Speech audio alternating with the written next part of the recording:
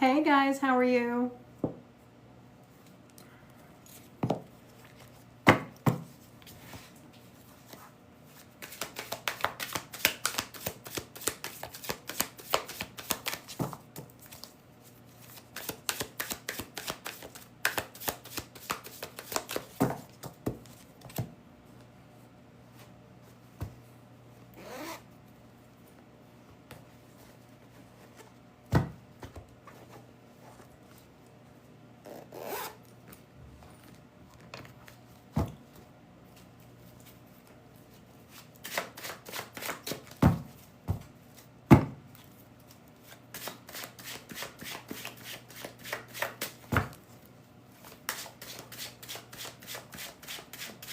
Hey guys, how are you? Ready for the new year?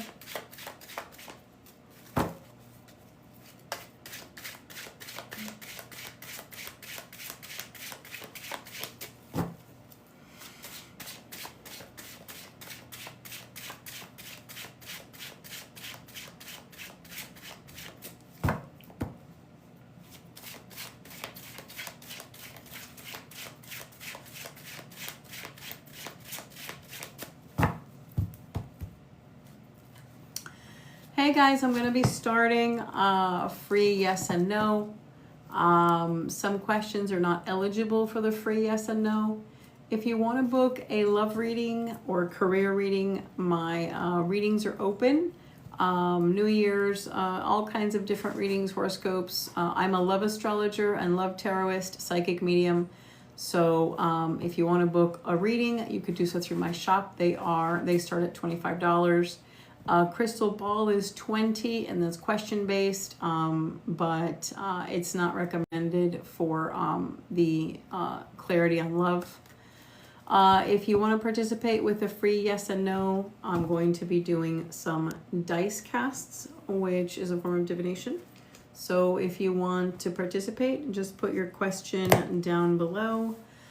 And like I said, some questions are eligible and some are not. In other words, what I mean is I'm not willing to answer certain questions for free, but most I do based on, love and career is mostly what I accept. If you want to participate, go ahead and put your question down below. If you want to book a reading, astrology, New Year's, love, career, whatever, my list is open. So I'm going to be starting. If you want, just put your question down.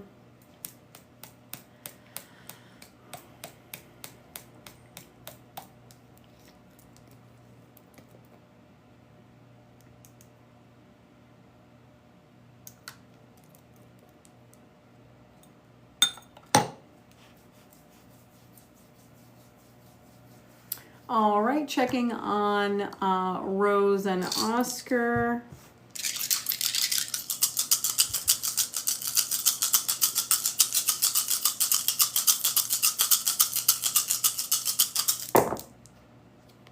So I'm reading the dice here.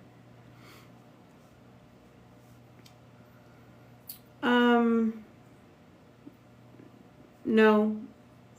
The answer is no. There's a big disconnection, and the disconnection is going to continue. I don't see the connection getting closer where it needs to be. So this in particular is a troubled one. So I would say based on that, no. Tuan, does Fang love you deeply? Okay.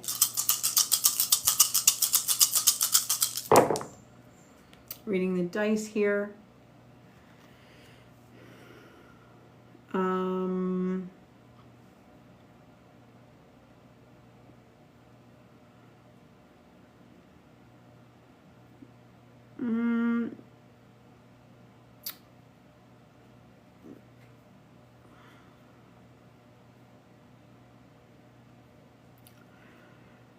I mean, there's deep care, but I see that this is also damaged by something as well. Mainly, another person, another wedge, another thing in the middle. So I would say it's plagued.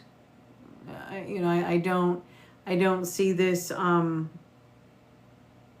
flourishing in the direction that it needs to for a good relationship. Okay, so it is a troubled connection, but there is feelings there. So I suggest you take care of whatever the problem is.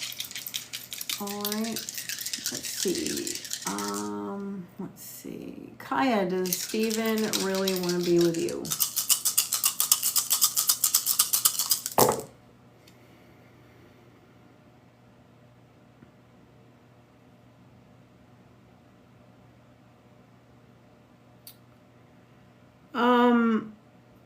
I would say no, because I see that this person is not going to stop what they're doing.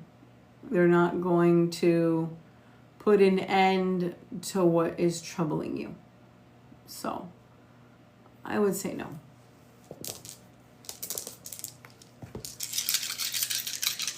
Let's see. Latifer, does Donique miss you?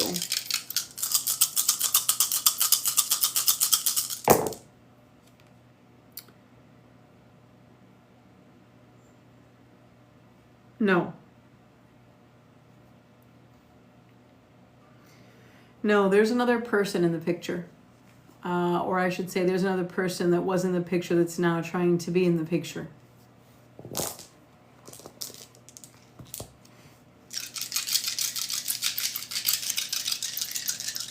Stacy, does Dale really care about you?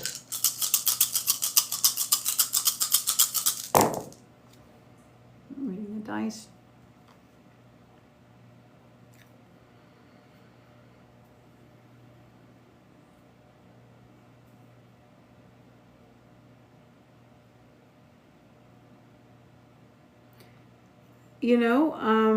I would say yes, but the thing is that this person's focus is shifting. So that's very important.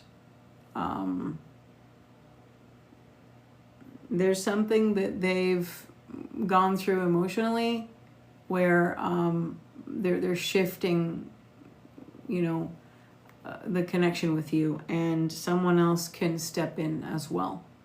So that's my answer to you.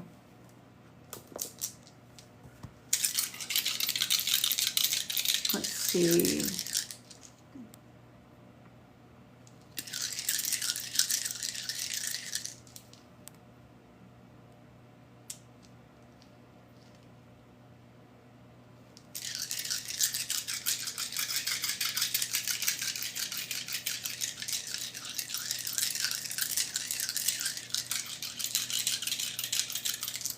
Hey guys, I'm an astrologer specializing in love, and I'm also a psychic medium and tarotist.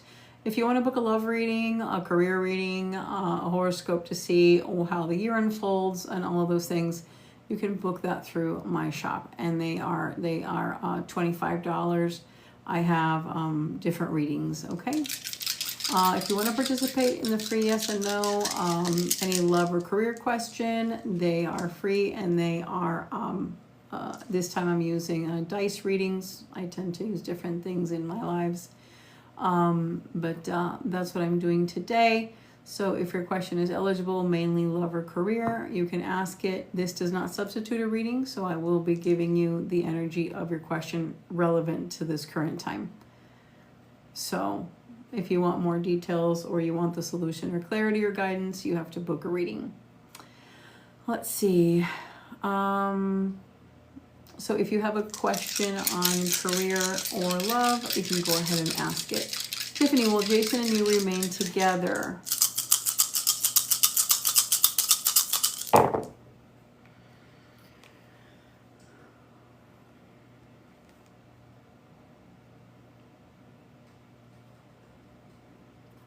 No. No, I see that the pattern that he's had, or whatever, whatever is heavy on him and his choices and how he is, he's going to be going back to that. And it looks like you are going to be walking away as well. I don't see this going in the direction that it needs to, at least not at this time. So communication, it needs to improve. And trust needs to be there. And yeah, there's a lot of things that need to be focused on and worked on for this to take off like it should. So as things are right now, I would say no. All right, let's see.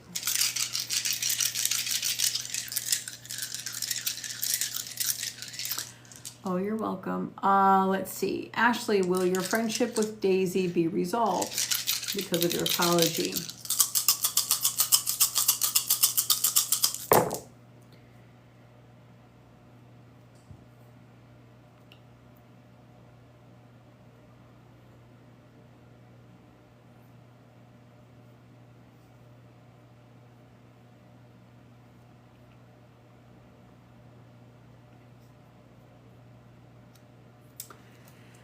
The problem that I see is that at the superficial level, I'm seeing that yes, you will communicate. You will repair and speak, and eventually, through several conversations after that, things will start mending a bit. But the problem that I see at the root is that this person is angry. They are vindictive in their nature. They have a lot of envy and spite. I feel that there's something about you that they envy. So maybe your situation is better, maybe your family is better, maybe you have opportunities that they don't have. There's something there with comparative envy, unfortunately. And I do see that there's going to be something that improves for you with opportunity, maybe with finances and something like that, something that's successful. So it could be sports, it could be studies, it could be a hobby, it could be, your job, understand this is just an energy reading. And I think that that's something that, they don't have. So it's going to have an issue again at some point. All right. Hope that helps. Haylene, is April still interested in you? April.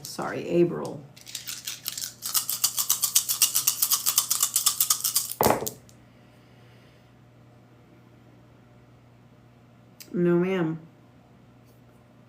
No. And there's also someone else distracting the connection as well.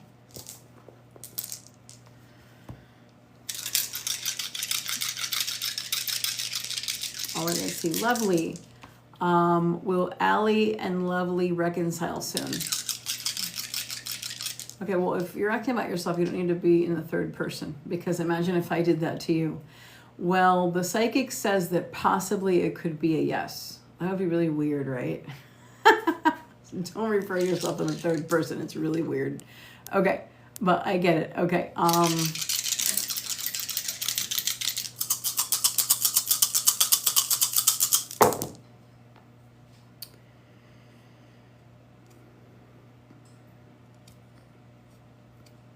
I would say that there's a danger with the reconciliation. This is a lot about gossip. This is a lot about, there's about to be kind of like a social shitstorm.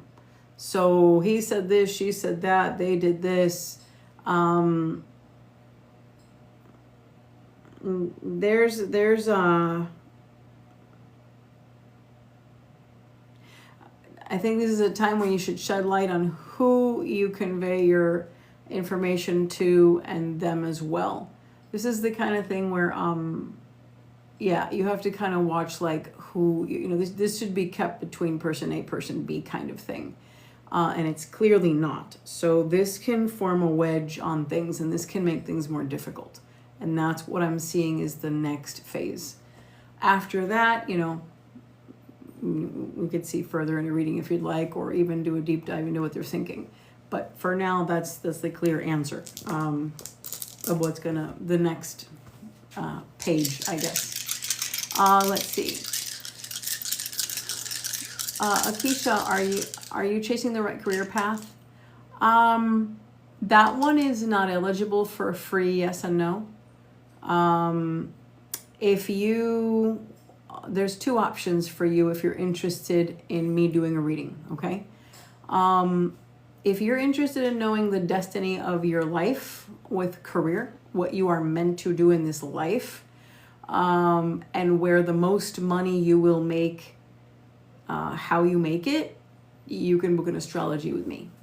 And that's a vocational chart, which is your career path destiny.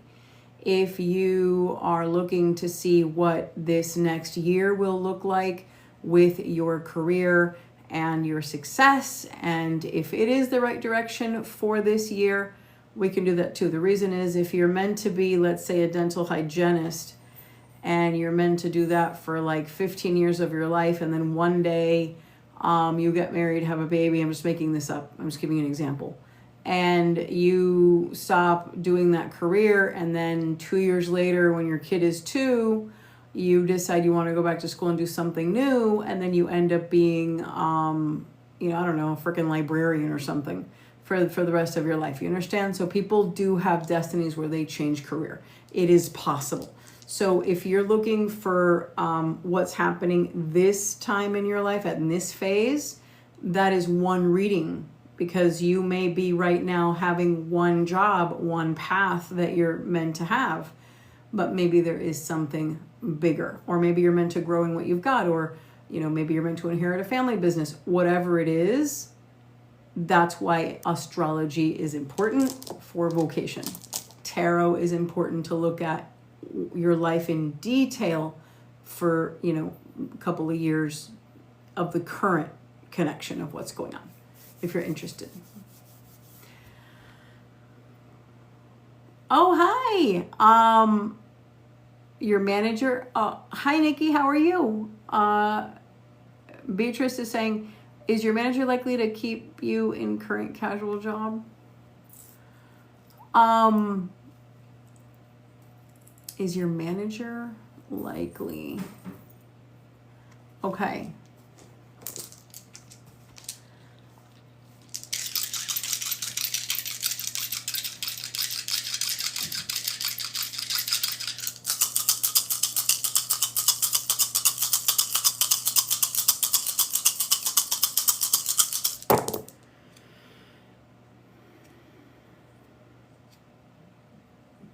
No.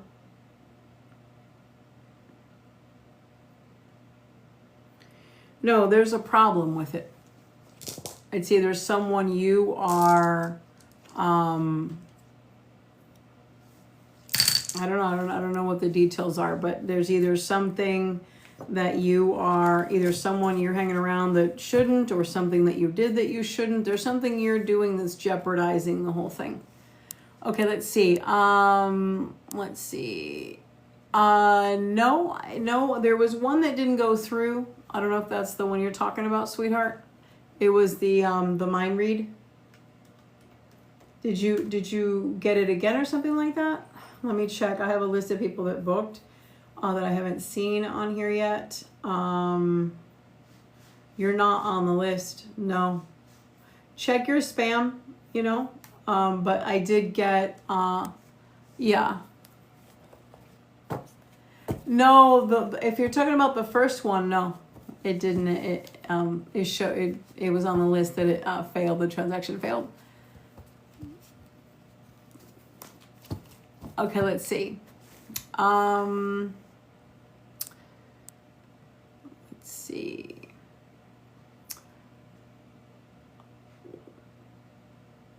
Brittany. Here, Will Dominic. So that one's not eligible for a free question, because you have to do a mind read.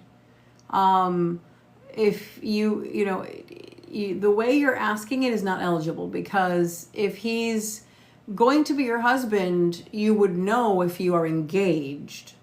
So if you're asking if you're skipping a step. So if he's your boyfriend and you want to know if he's going to be, you see what I'm saying? You have to ask a real question, not, it's like someone who's in high school saying, am I going to graduate college and have a really awesome career and make like 6 figures my first year after I graduate? Right. Then this is Harry Potter. No, you have to ask spirits real questions that are like straight up, Okay. And I didn't mean that to be sarcastic. I'm literally saying if you have a boyfriend and he's proposed, then I could see the validity in asking about the marriage. But if you're not there yet, then you got to worry about him proposing. So then the real question would be, is he going to propose? Or does he want to propose? Okay, let's see. Zane, will Dijorn and Zane remain a couple?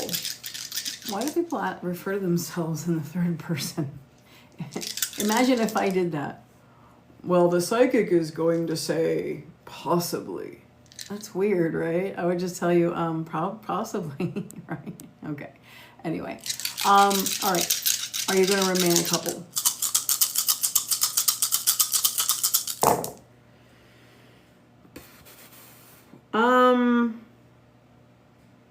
Yes, with a problem. He's going to do something that you don't want him to do. So this is a power struggle. All right. I cannot evaluate your love situation and give you clarity if you don't book a love reading. So that's the best I can do on the fly for free, okay? Oh, you're welcome. Let's see. Ty, I met someone new and there's lots of chemistry. Does she like me? All right, no problem. So you could have met a lot of, are you telling me her name? Like the letter Z? Is that what you're referring to? If it is, then that's fine. But you have met lots of people.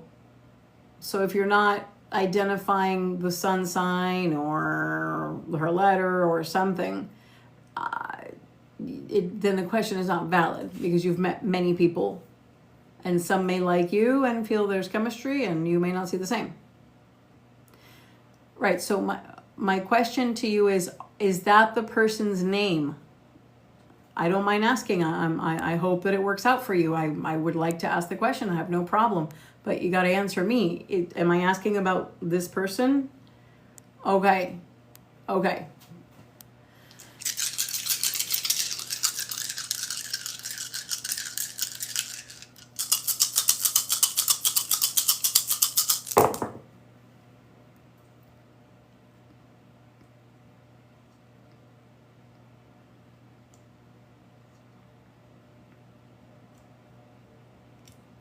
All right, the first thing that I'm going to tell you is that someone has recently quit their job or has gotten fired.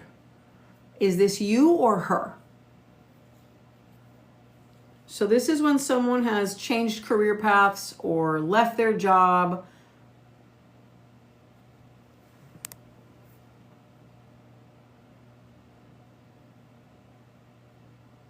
Okay, so her.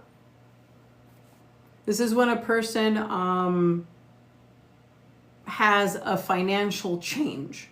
So for example, a loan doesn't work out. Their job, you let them go.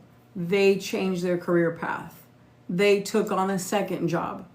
There's an identity here that's showing that there's been a financial shift. And I know that's not what you're asking, but it needs to be addressed before I answer you. I'm identifying the energy of the reading, and this is the first thing that fell. So I need to address it in order.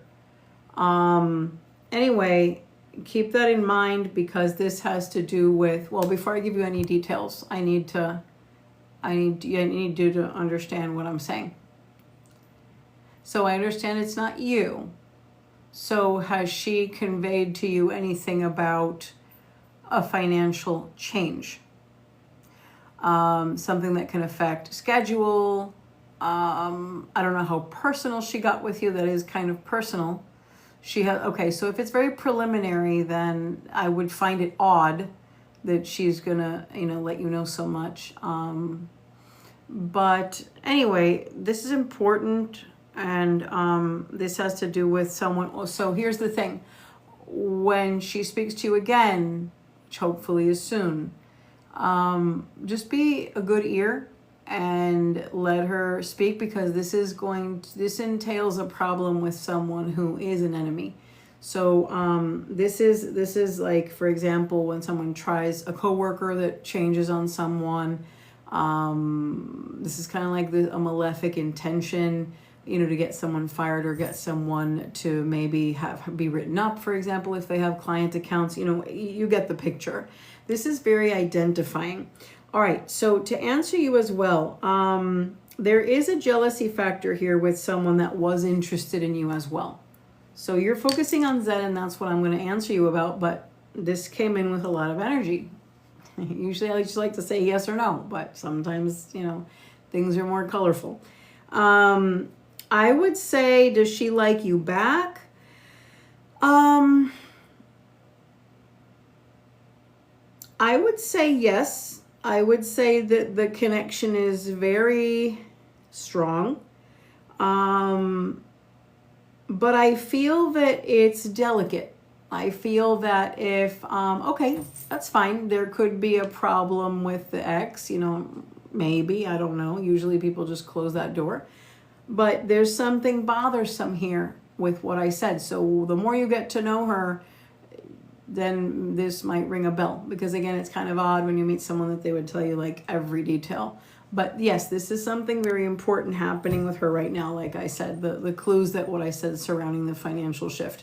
But moving forward, answering about both of you, the connection is very real. And she apparently has a very clear understanding right away of you. So she's very articulate. She's very intelligent.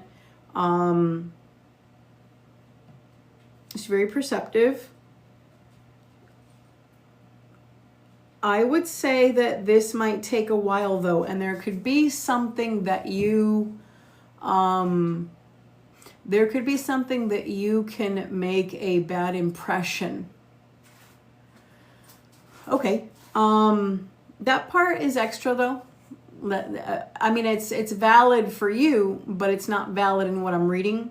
But I appreciate you sharing that, but it has nothing to do with what I'm reading. Just to understand that there is a small warning here for you where I see that later on, which lets me know you're going to speak again. And you might be surprised by her calling you as well. This is interesting because this is an energy where she's willing to go to you, which is nice. Usually it's the other way around and the guy has to pursue the girl, which is traditional. But there's something where she's kind of, she's very Aquarian in some ways, in the way that she thinks. So very outside the box. But anyway, there's a warning here where you may say something to her, or maybe you don't realize it, and it like sends out a flag, and it can delay you guys getting together. So I would say look at things constructively so you don't ruin things progressing forward the right way. So how do you do that? You listen. You listen to her and put what she's saying first, and instead of being busy in your own head trying to just deliver information to inform her. Like, for example, I'm reading for you, right? No judgment, but you're very, doesn't surprise me on the Gemini. You're very ready to shoot out information, which is fine. It's good. You communicate, you articulate, you're direct. I like that. But notice how you were missing what I was saying because you're so busy trying to interject and give me information to be well-rounded, to be informative. If you do that with her, don't do that with her. You know? So that's what it's about. And I'm wondering, yeah, she definitely has a different culture than you as well. Nice meeting you, by the way. And yeah, good. Okay, let's see. I missed some questions here, guys.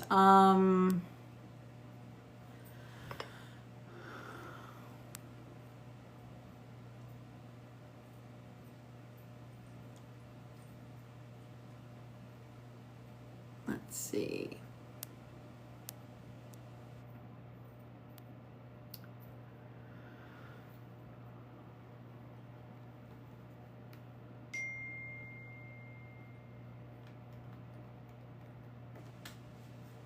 What?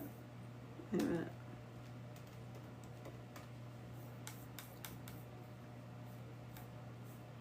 Oh, okay, yeah, I see it here, sweetheart. What is this mind read on? In other words, I'm sorry, who is this mind read on, Nikki?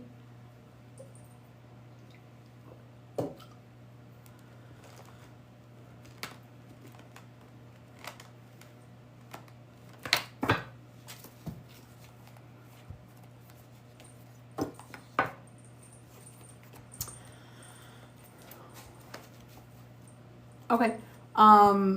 Is it the one that I told you about? Because I remember I said there was going to be a new guy that you meet.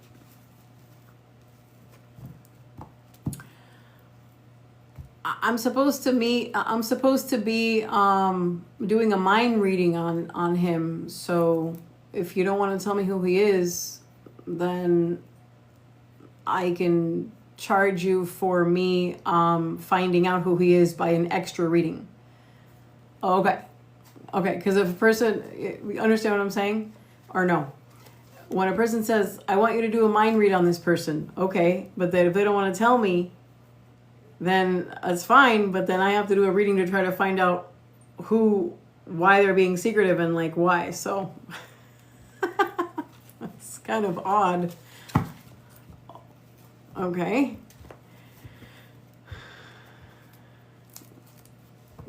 Why?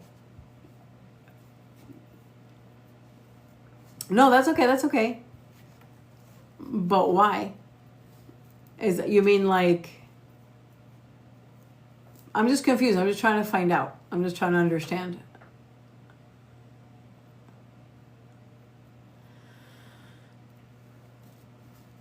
Oh, so you wanted to know, because you don't know his sign.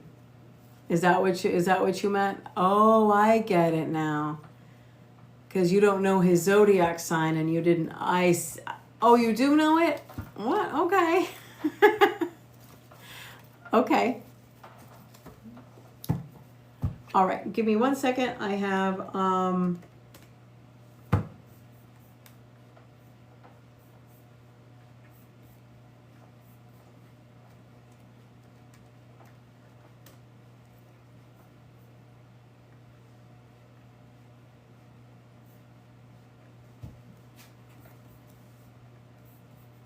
okay, let me go ahead and do this.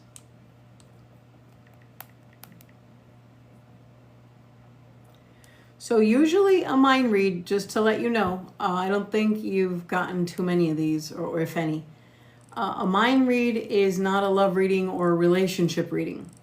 It is a reading on what this person is thinking, what they are going through, and hopefully if they're very much in love or very much into things, that would be on the forefront, because when a person is really into someone and they're starting brand new, it kind of takes over their headspace.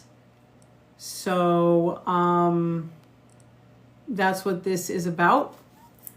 And it's for a person when I designed the reading when a person really can't figure out what's going on behind the eyes. They are not getting the person to open up. They are maybe doubting something and they want to know what's in here. Not what they're hiding, but what's in the headspace, what's the true intention, what's the real raw feeling there. Whereas the relationship itself shows events and how things are going to unfold, but the focus here is what he's thinking. That's why it's called a mind read. Okay, so here we go. First thing I'm going to do is just do an energy check, just break the ice here since it's a new person. Let's see.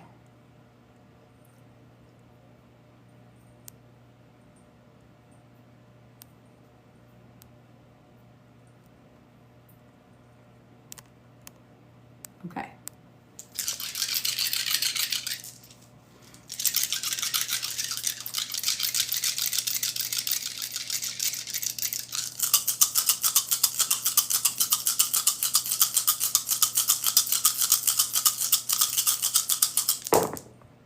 All right, just doing the dice reading first.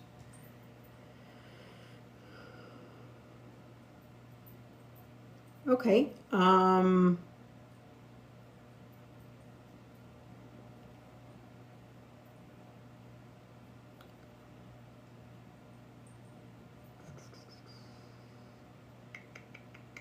me find out if this one is...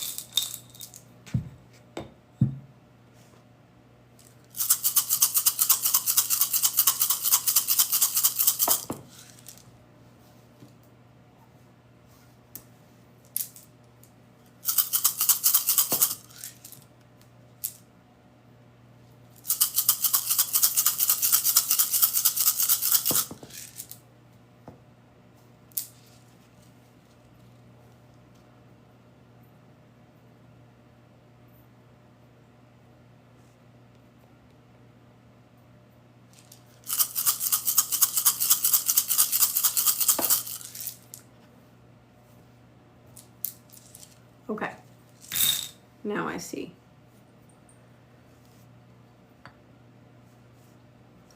So there's two other people showing up in the reading, and I'm identifying who they are. So it took me a minute, okay, to see who they are.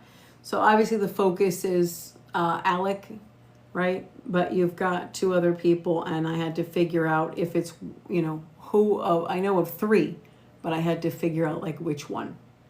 Oh, thank you so much, Leaf. Let's see.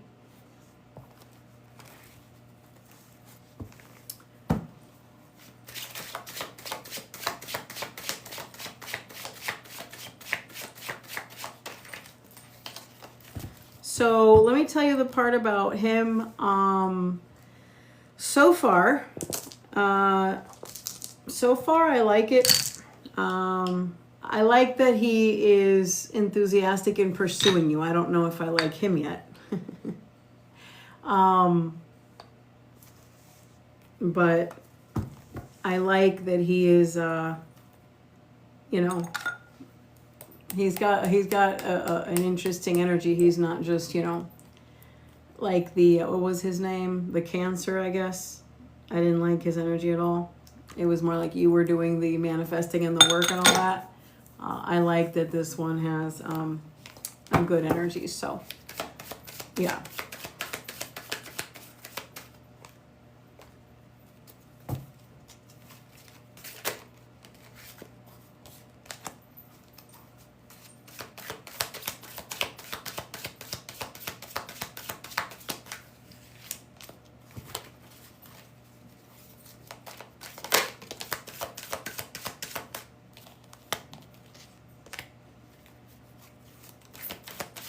Let me use the other deck. That one is.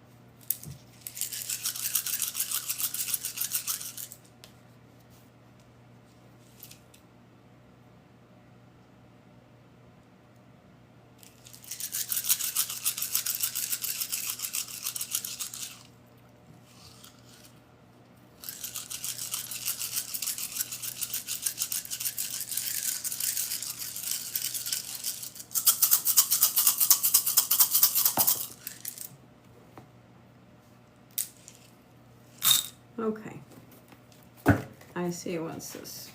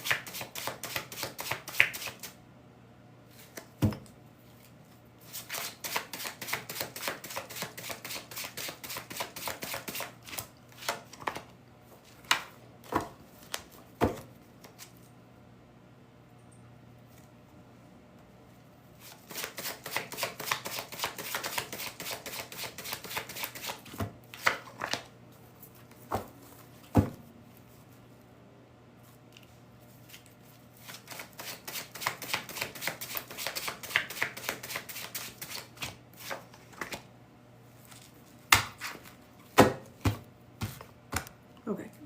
Let's switch tunes a minute.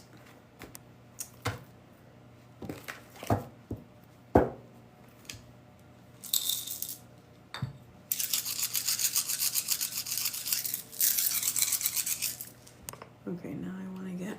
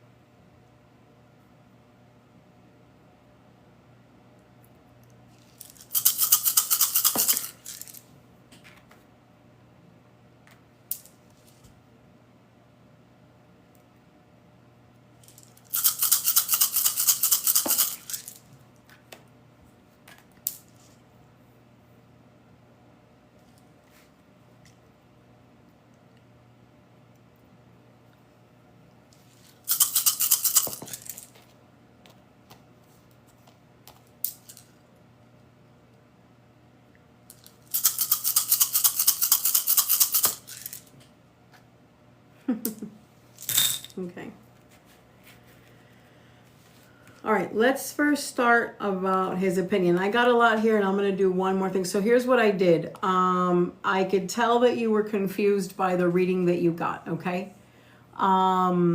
So this is what's going to happen. So because you were confused on what you got, I guess you didn't know what to pick or something. That's fine. That happens. I kind of did a little bit different than my normal method with this. So what I did is kind of like a mixture for you. I went ahead and did a little mind read on him just to get an idea of his concept of you. There's a lot more. If you need me to hone in on exactly what he's thinking with certain things, I will do that. I wanted the gist of the most important part of his opinion of you. I went ahead and got the gist of the relationship or at least the direction. But I'm going to do a real quick astrology because I need to find something out, which I don't include in this. But like I said, just give me a second. I need to do this with you because I need to see what is accurately going on here. Give me 1 second. I'm sorry, but there's not like one quick button I could just press with this. Okay. This is annoying me. I'm gonna have to move this, sorry.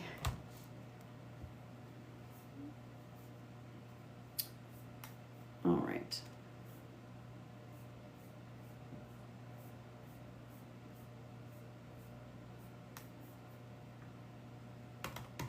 I didn't have it open until it was.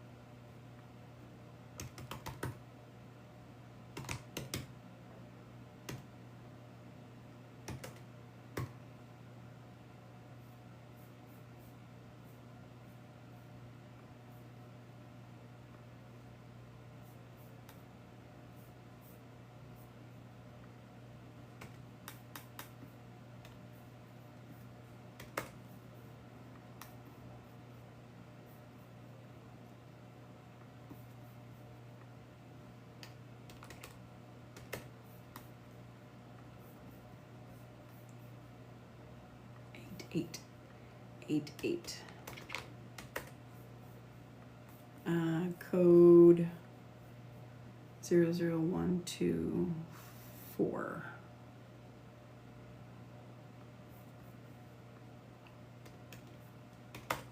One more code. 75. Okay, now I could do it. All right.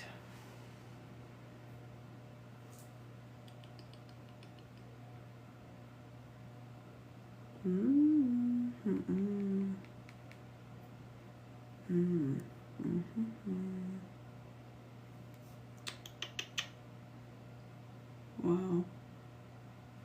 Okay. There.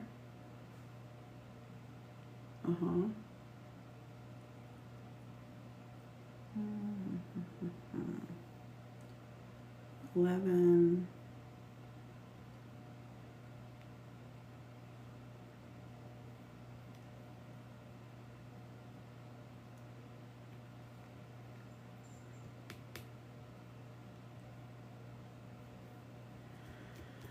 Yeah.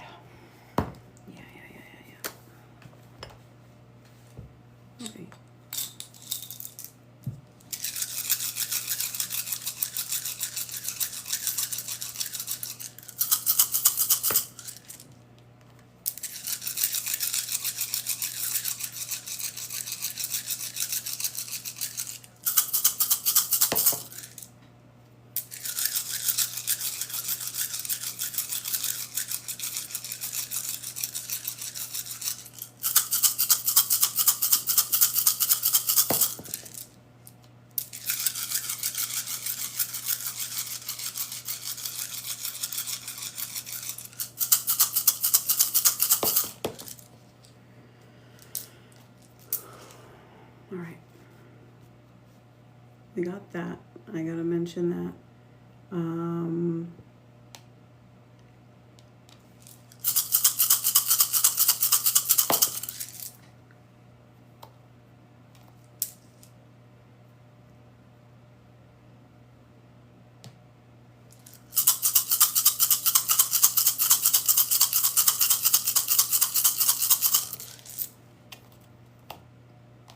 All right. Oh, and one more thing.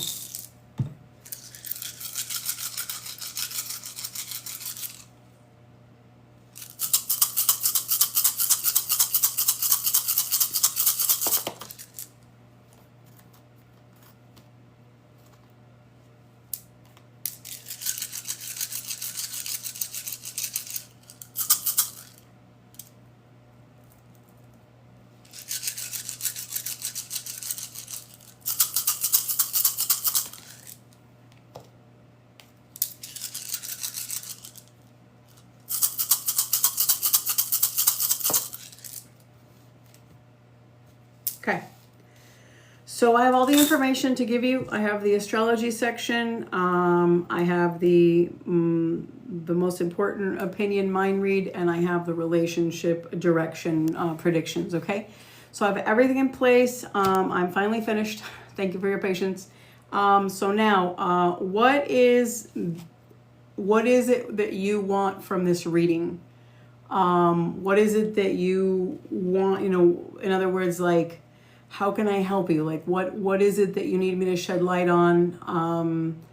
You know, what is it that you need clarity on in this, so that I can address what you need?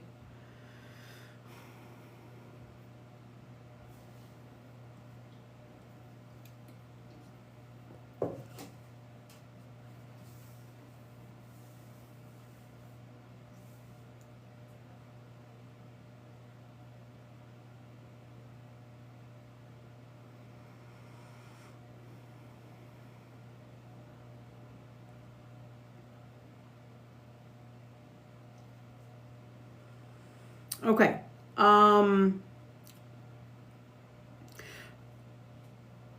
Fair enough. Now I'm gonna. I have your question already, so but I'm gonna tell you what I saw. All right, everything, the whole thing. Here it goes.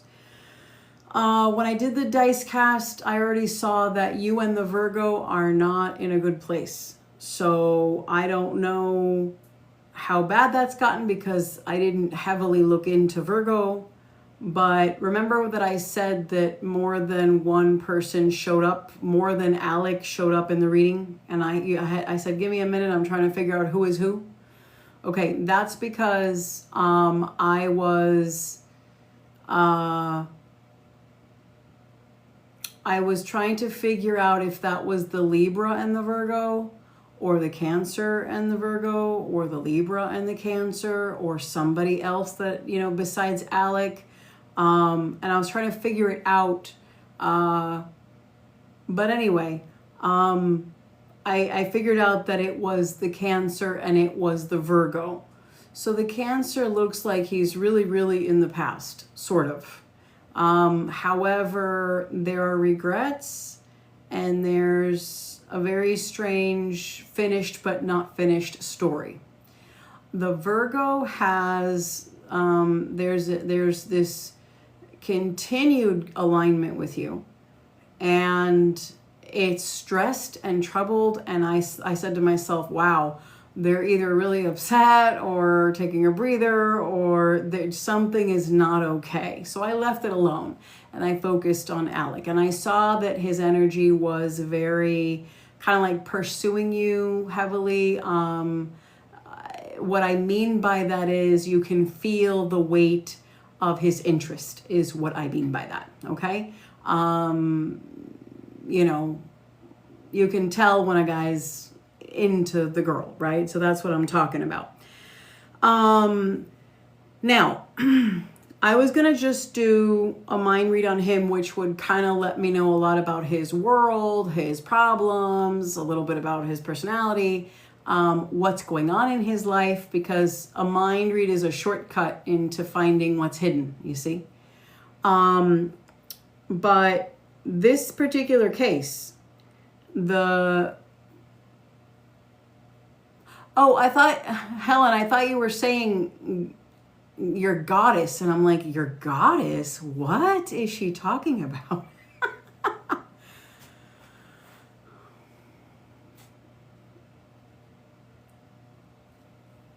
When you go youth? What? What the hell? What do you mean, girl? What do you mean youth? Remember my cousin Vinny, the Utes? Never mind. It's a bad joke. Anyway, how you doing, honey? Okay, so here we go. So let's go ahead and look at the brain of this guy a little bit for you. So the first thing that pops in when I do, you know, when I focus on Alex's opinion of you is like a novel. Like you dumped a novel on him. Oh, I remember the church thing. Yeah. I didn't think you were going to believe me, but I was like, you're thinking he's going to talk to you? There's a plan, okay? Don't be part of it. So, so this guy, right, there's a novel that was dumped on him. It's like he knows about legal stuff. He knows about being conned and lied to. So whatever story you told him, I don't know if you told him Libra crap. I don't know if you told him Virgo crap. I don't know if you told him something about something else that happened in your life. But the main highlight of this story is where he sees that you've been the victim of being lied to or conned, or like, you know, kind of like that's exactly the words I would use. When a person is tricked or conned or lied to, or someone is the victim of trickery. This is heavy stuff. So I don't know what happened to you. I don't know if somebody stole your wallet, or I don't know what the hell, but this seems that way to me. Okay, hang on. I'm getting a weird puzzle here. Yes, I'm on. Okay, but the main idea, okay, the main idea in his mind is that someone tricked you or is trying to con you. So,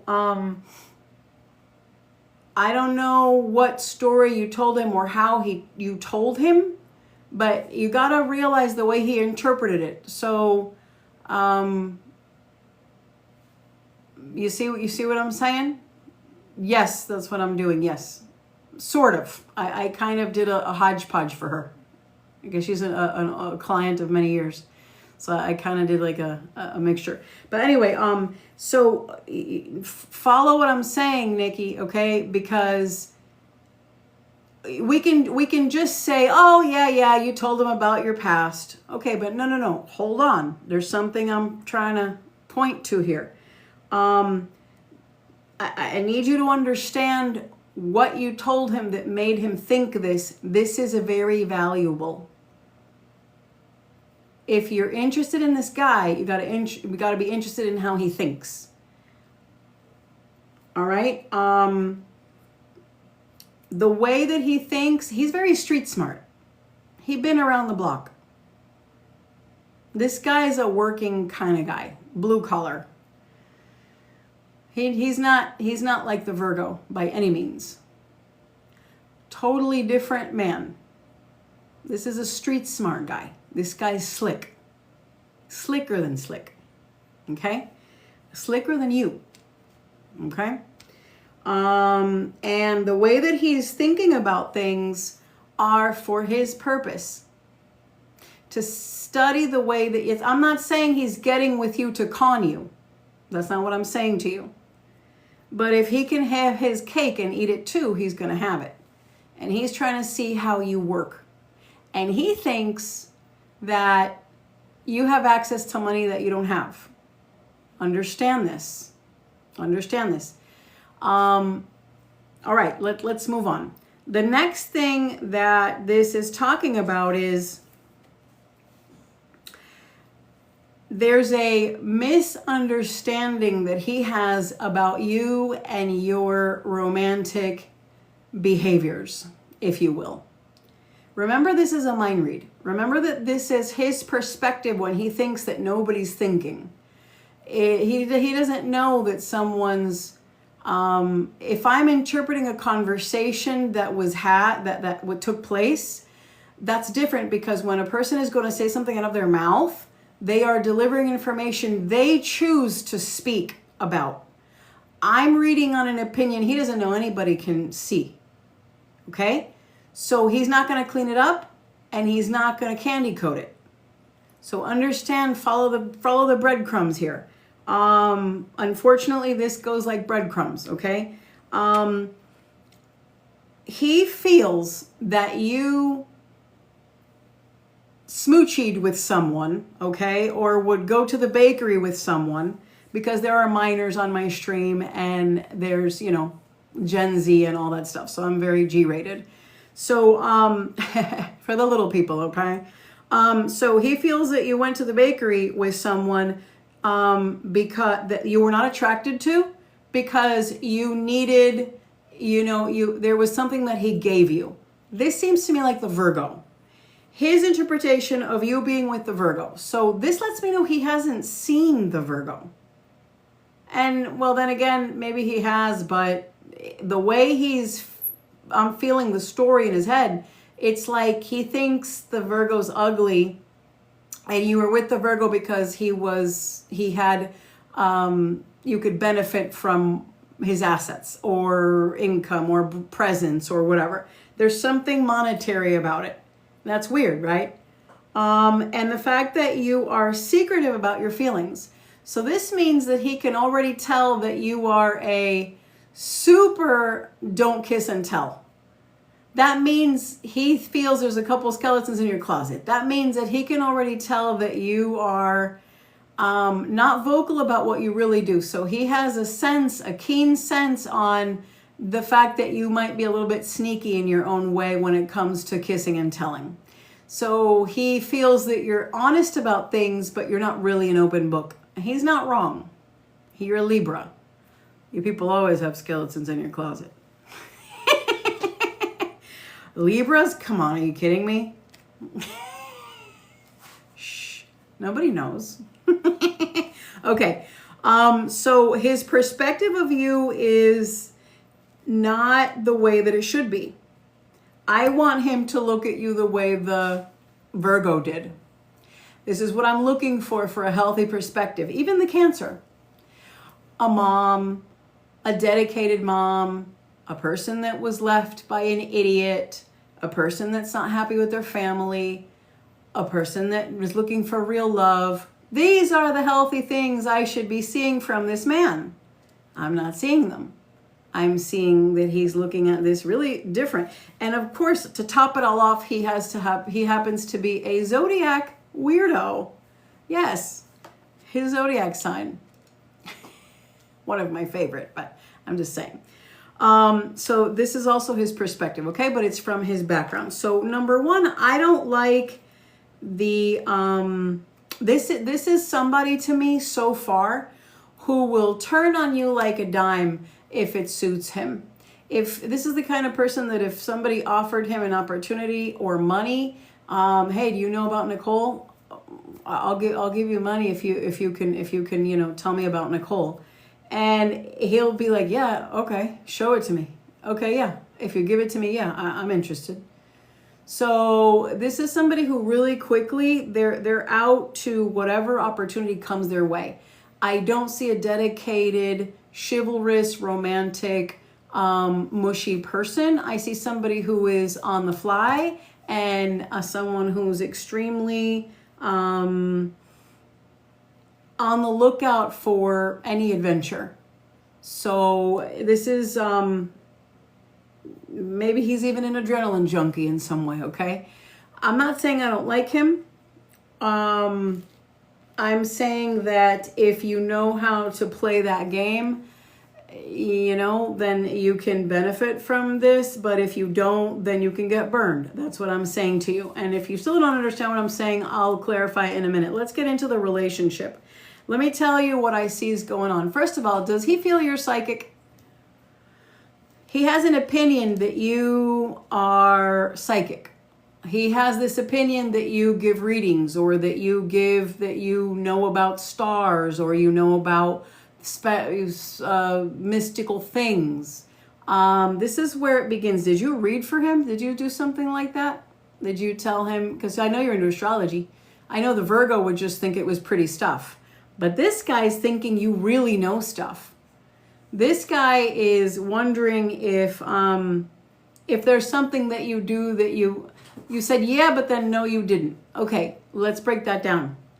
All I'm trying to say to you is this guy has a perception of you where he feels that you are very intuitive, and there's information about, you know, there's like you do something spiritual or mystical. Yes, exactly. Yes. And that's the first impression. And it is well noted, because that opens the reading. Okay? So this is an impression the Libra didn't have of you, even though later on you might have done a bunch of things in your cupboard, or you might have collected whatever, shopped at wherever. The Libra, that wasn't this first thing about you. The Virgo, that was also, he knows it's part of you, but it wasn't like it. He saw it in a different light, right? This guy, it went directly to that. So you have to understand this is the perspective, and he also feels that you are secretive about it.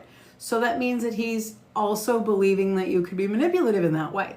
It doesn't scare him or anything. I'm just stating what he feels.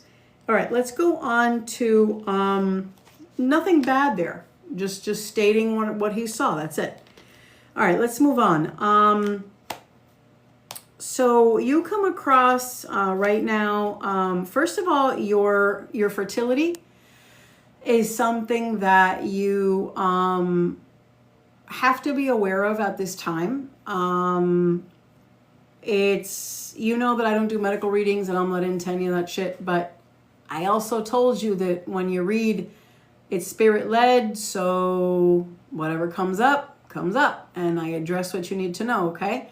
So you have to be aware of, I mean, you're not looking for a third kid right now, right?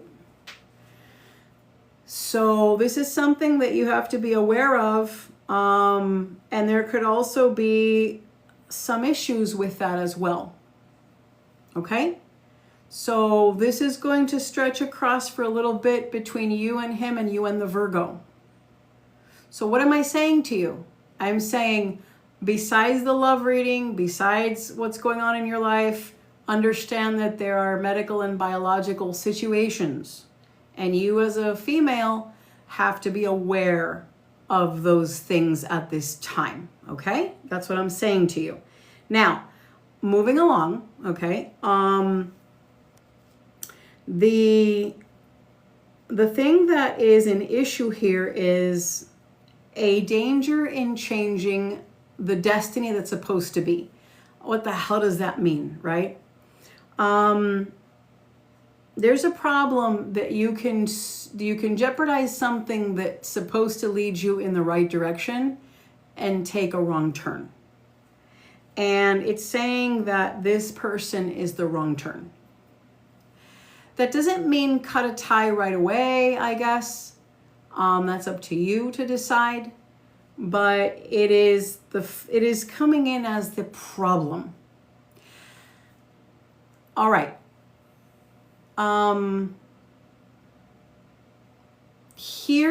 So let me finish the reading in the right direction so I don't skip around topics and I don't confuse you, because there's something else I have to say about the bigger picture and you and your love life versus your love life at this time with this man.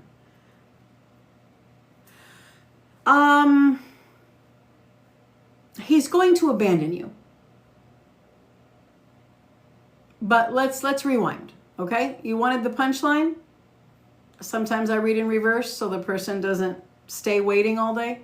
I give you the backwards answer. He leaves you, and it's shocking, and it sucks. All right, but let's go into some details now that you know the big ugly. All right. So the thing that's most obvious that he wants you to know about him, and that is obvious that you do know about him, is that he does have a stable job. So that is true. He doesn't like it, but there's stability in what he does. At least he shows up and he does what he has to do. He's not one of these like always in between jobs and doesn't know what to do. So there is something stable there, and that is true. So okay, so that is stable, and sometimes it's very lucrative and sometimes it's not. But people always need plumbers, and people always need the AC working and the heater and things like that. So so I could see why, and he's good at it. He's good at it. Okay, so this is the kind of thing that is not, go big or go home, but this is the kind of thing that is stable. So that is good. Now, the next thing that you don't know about him is he has issues. And the issues are in the headspace. And they are not in a medical way. They are in a traumatic, emotional, psychological way, and if he mixes it with drinking or something like that it gets even worse. But there is something quite sad about his past, and the person that you see, if you were to live with him, you would eventually see a person that's very different than what you are seeing. All right, so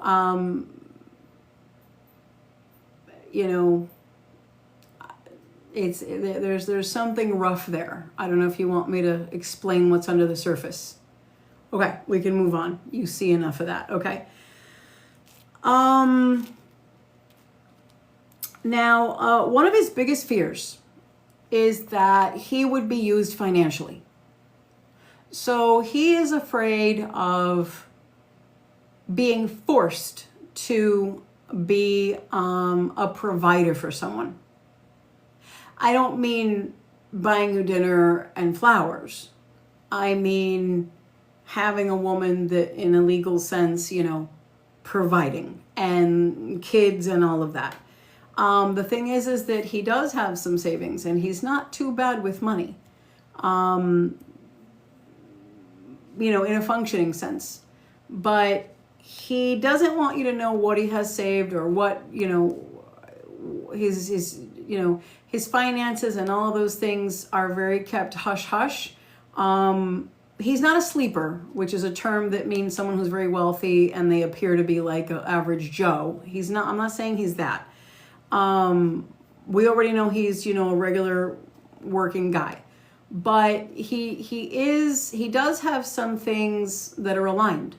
And he is very heavily threatened and scared and worried that he would be like all of a sudden a dad, or all of a sudden a husband, or this is something that scares him, to be tied down and forced to pay something. This almost would feel like a hell to him.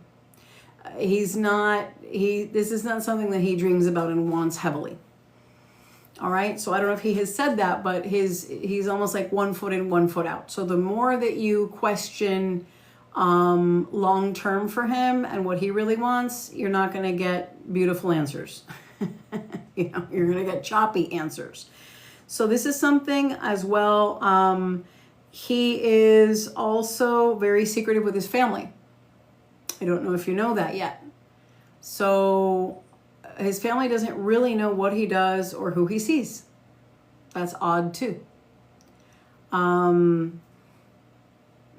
They're not up to, it's like, hi, I'm dating a new girl, mom. And she's like, oh, what's her name? No, he's very silent.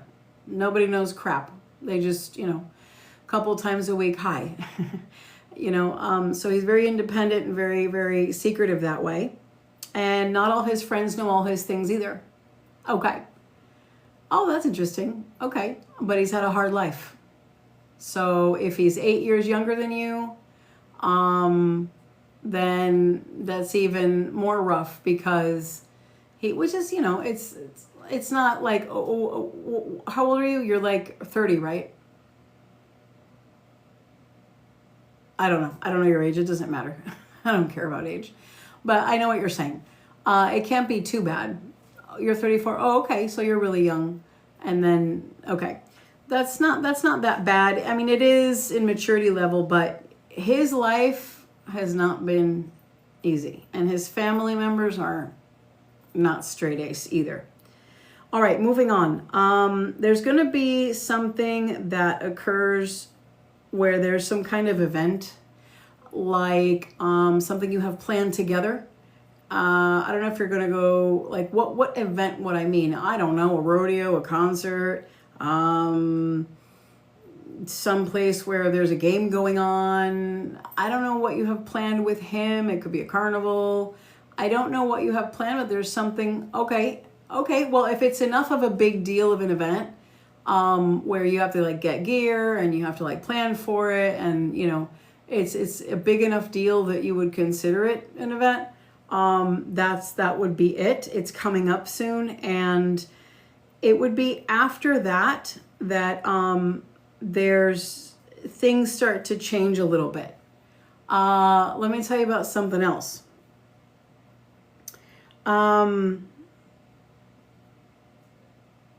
There was, or maybe no, this happened already. You were given an opportunity that you didn't take. So I don't know if he offered you something, and we're not going to say what the something is, or if it was someone else. I don't know if it's something shady, because I'm not opening this up, but it came in kind of like subtly, and you haven't told anyone about it. I think we're just going to let it be. But this is when you were given some kind. Okay. All right, that's fine. So we'll leave it there, okay? All right. All right, so this also shows some of your intention. This shows that you are deep inside, you want to be successful with him, so that you can almost like fix your Virgo problem by hitting it off with him and just solidifying a path with him.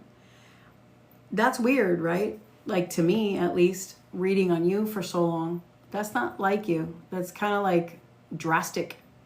Not that you can't be drastic, but I don't know. There's like a stress here. Yeah, like saying I can't take it anymore. Like, I just want this to happen. Yeah. All right. Let's talk about, so here's something a little bit weird, right? I'm always trying to tell you, don't trust friends and don't trust advice from others. But this is opposite. There's somebody that has had a lot of problems. It's a friend of yours.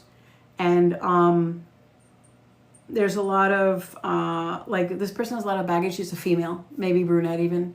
But people change their hair color, so you can't go by that. Anyway, this is someone that's gone through a lot of stuff, and they mention something to you, and you don't, I think you take it a stride. You don't like focus on it. They might say something to you, and it's going to be about the Aquarius. It's going to be about him. And, you should take the advice. There's something that they say, like, oh, he's a bullshitter, or, oh, he's, there's something that they kind of say out loud, and you shouldn't ignore it because they're right on it. This also talks about the fact that there's something you shouldn't tell him anymore. So this lets me know that it's not like you're supposed to cut ties cold turkey, but you're supposed to transition into closing that door. Nobody's saying, oh, do that drastically. No, transition into it in the right way, kind of mellow like, but be aware of what's going on, you know? Baby steps, as long as you're aware. This is what this is about. Because yes, it does suit you that, you know, it suits your goals that you have someone to go out with and focus on and everything like that. And you can explore that as long as you're aware of the good, the bad, the ugly. As long as you're aware of your own intuition, then you're fine. Because you already know what to do and you already know how to adjust yourself emotionally and then live your life, but you know what's coming. I got more to tell you though. So there's something here which is advice from spirit on how to handle this situation with him, okay? Number one, realize why you want it to work so badly. Realize that in a way you're running away from a problem that you shouldn't run away from. Realize that someone's going to tell you something where they're outside the picture, and just because they have a shitty track record with you doesn't mean that you should dismiss what they're saying, because it's still a third perspective that's shining a light on something that you're not seeing. Number four, there's something that you're going to have this intuitive feeling now that you're going to be in tune with what I'm saying. There's something that you shouldn't tell him. I don't know what that is, but whatever it is that you continue to tell him, it's almost like growing a bond, and you should kind of retract back, be more recluse, and allow him to share more, because this can flip. Now here's the thing, don't get upset at me. There's one thing I've seen you do, and this is where I don't want you upset at me, okay? It's just an outside perspective. I've seen that you have a habit of completely kind of like pouring out all of your story and your history to someone new right away. And it's kind of funny because it's ironic as well, because you're very reserved and almost mute in many things. And then when you are speaking to someone and you are trying to put that one-on-one into a relationship, you hold back and then you don't say anything. And then finally when you're really mad, you do. And then all the baby steps and all the times you should be saying small things that clarify what you're feeling, you don't. And that causes issues. And then it's he watches you, watches him, you watch him watching you, silence, sneaky, I don't want to admit it, he's going to admit it, the ping pong game. You did that kind of mental Jedi mind trick with the Libra, and you did it with the Virgo. Not healthy. But at the same time, at the beginning, you could scare a guy off with too much information. Now, the Gemini didn't scare, but he was boring to you. And the Virgo didn't scare, but then he did. And you really spooked him at first. The Cancer got spooked. And this guy, nothing spooks him. But there's power you're giving. And remember that the reason I'm telling you this is not because I don't want you to spook the guy, because if he really likes you, he's going to be unspooked just like the Virgo was. But it's because what happened when you became vulnerable to the Libra? He stepped on you. What happens when you became vulnerable to the Virgo? He stabbed you in the back. What happens when you became vulnerable with the Cancer? He left you hanging. Don't be vulnerable with this guy. He's too slick. Don't do it. Just saying. FYI. Now, I already said the outcome of this is he leaves. So if you enjoy the friendship and enjoy someone to talk to and enjoy picking his brain and enjoy feeling pretty because he finds you attractive and you enjoy the escapism, I guess, of the moment, I guess more power to you. You can use this to, I guess, play a card on Virgo if you need to go that route, which I'm not all about. I'm straight up, but I know you and him have a quirky, I'll get you back for that kind of thing. But if you decide to be vulnerable, and give him mind, body, soul kind of thing. Not have a high boundary, and don't stick to it. What's going to happen is you could feel cheap. You could feel walked on. You could feel tossed aside. Don't do that. Just saying. If you've already crossed certain lines, that's fine, but I'm talking about from here on out. Because from here on out, you're going to see how the investment isn't really there. It's a lot of talk. So money talks and bullshit walks, right? So I'm just saying. Now, let me tell you the bigger picture. Very soon, you have something happening in your astrology, in your horoscope, where the Virgo is going to shake things up a lot. A lot. It is a high point happening in your love life, and this is something that you're either going to be, it's a turning point. There's either going to be a condition that's given to you, or I would have to kind of dissect it and see what exactly it is, but I could just give you like the general idea of it right now, which is what matters. He's going to shake things up, either confess something to you or give you an ultimatum. There's a choice to make. There's something that's pressing that you don't see today. Today, you're kind of like, okay, you're not in a good space, whatever. But in the next month or so, or 2 months,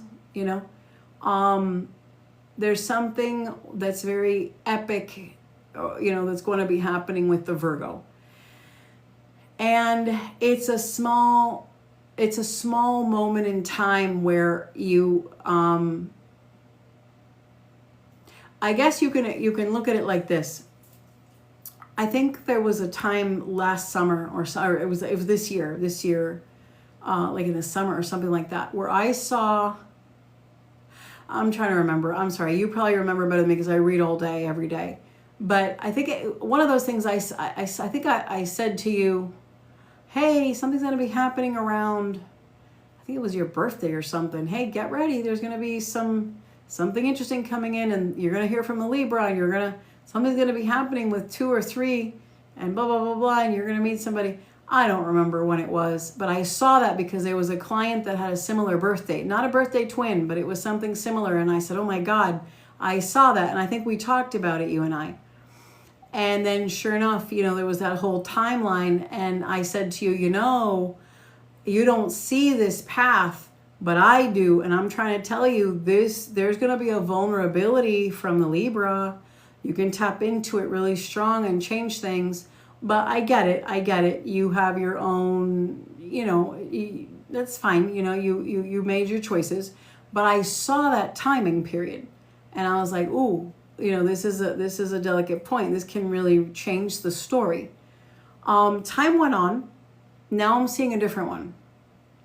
And now what's coming into play is a small window. Why do I mention that other stuff? Well, so that you can get the idea that when I tell you, hey, there's something coming up in your astrology, there's a small window of time you're going to feel this energy from a person or whatever. Just like I said before, it has this phase of time and then it runs its course. And those are the times, to like really either hone in on something or be ready.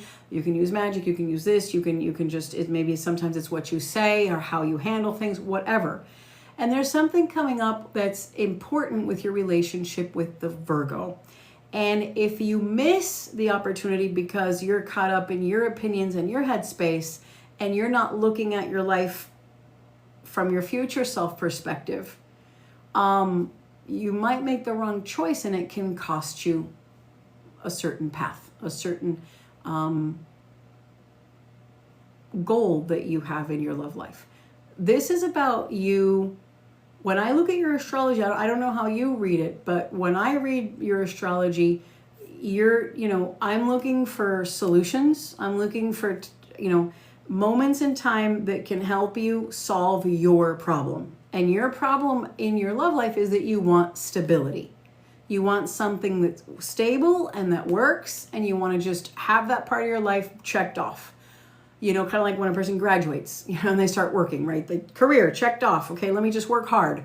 Okay, so I look for that, and that's when I try to tell you there's moments, that's what I'm aiming at for you. You make your own choices. I'm seeing that there's a critical timeline with you and the Virgo. Not today, but it's coming. And when you cross that bridge, if you guys keep kind of clashing and you don't fix the pattern that you've got, you know, not that it should be just in your hands, but you're the one getting the readings. He's not. Thank God. He would be a very, very skeptical person. I think that you could miss on something that you really want. So I know he rubs you the wrong way and then temper takes over, but I'm just saying, you gotta at some point look at your life instead of waiting for something amazing to happen. That's one of the things in your karmas. You're somebody that, according to my interpretation of your chart, one of your karmas in your life is that a lot of times you wait around for something amazing to happen, but the amazing things that are happening in bits and pieces around you, you don't put them together and make them work and go for it. You wait for something else and you don't see it. It's like when a person makes a lot of money, but it comes in such slow drips that the person's like, yeah, I guess I do. And they don't realize until the end of the year or something when you add up all the numbers. So you got to think of it like that. There are things that are happening that you can do, but you're not looking at it from the right angle. And you let things pass, waiting for something bigger and better. And like this, there's been times where you jeopardize something good for you for a shitty choice. And one of those choices was right before your second baby. Now, I'm glad that you had her and she's a blessing. But right before that, astrology shows in time you made a shitty choice by accepting him back. You know? I just don't want to see you with a third kid and another ex, or an ex that chose someone else and then you're having to fill in the blank for a little while with somebody that doesn't fit, you know? I don't want that. I want you to just solve that problem. That's how I see it. I'm a problem solver. I'm very realistic with things. Is there anything else you need me to clarify for you in this reading? I'm not sure what you want to know.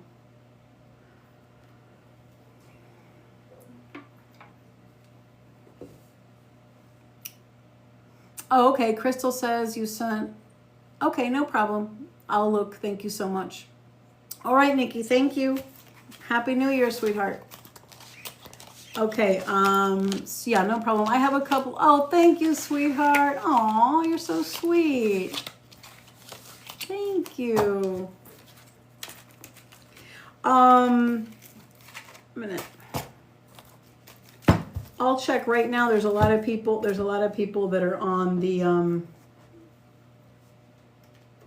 list here. Let me see. Which one was it? Was it with oh wait, no, that's not it. Because I have different. Oh, okay, I see. So there's Crystal, and I also have Chelsea as well. And there's a couple of people that I know are not in here, but yeah, I don't see any of them on there. All right, so it goes in order of invoice. So the first one that came in while I was doing Nikki's was Crystal. You're first because of the invoice number, and then the next one, the next order number in order would be Chelsea. So first it's Crystal.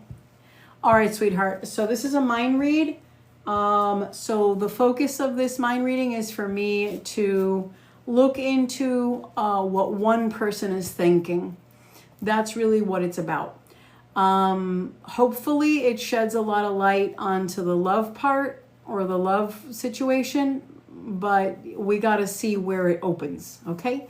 Mind reads are kind of tricky, but you will get the feel and the vibe of it once I start. The only thing I need to know from you is this is the first time I'm reading for you, right? I think so. You don't seem familiar. Anyway, the first thing is, let me see.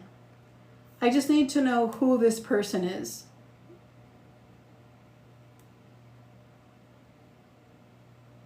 In other words, I don't need to know who they are. What I'm saying is, who do you want the mind read on is what I'm trying to say to you. Who do you want the mind read on? That's all. Okay. Oh, you don't have to give me their last name. No, I'm sorry. I should have just said first name, nickname, or your,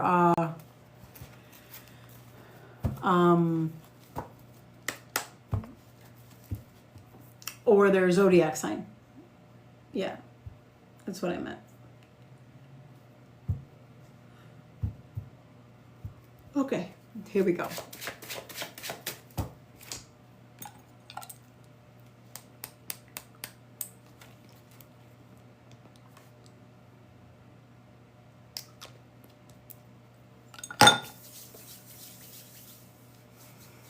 Oh, okay. You're a Pisces, or you're telling me that Paula's a Pisces, or you're a Pisces?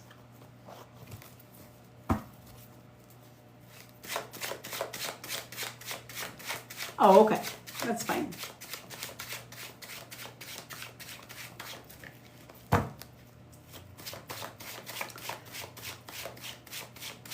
All right. I'm just going to clear the energy a little bit.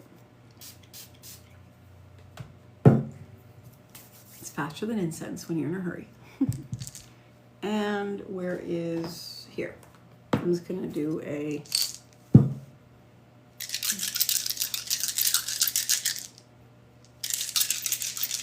I'm just going to do a energy check in a minute, okay, just to break the ice. Okay, Paul, Pisces.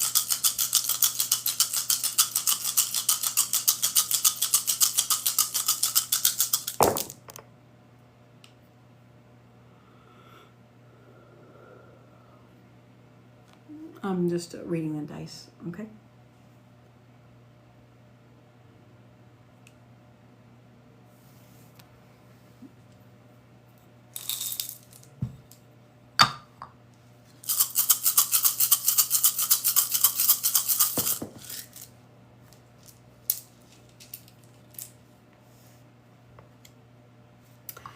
All right, so the energy read that I am getting at is the following.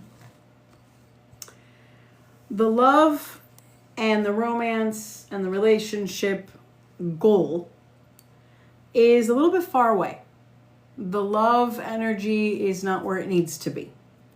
So, for example, if two people are having a harmonious boyfriend and girlfriend, it's not harmonious right now. This is like when it's either not happening or a person's waiting, or it's like, come on, get it going. I don't see that this is where it needs to be for a relationship to be going well. However, it could be new, although there's some drama. Let's talk about what I see here. The connection between you and him, I would say you must speak a lot, because this is talking about closeness. This is when two people seem close, but there are invading energies. There are two things I don't like.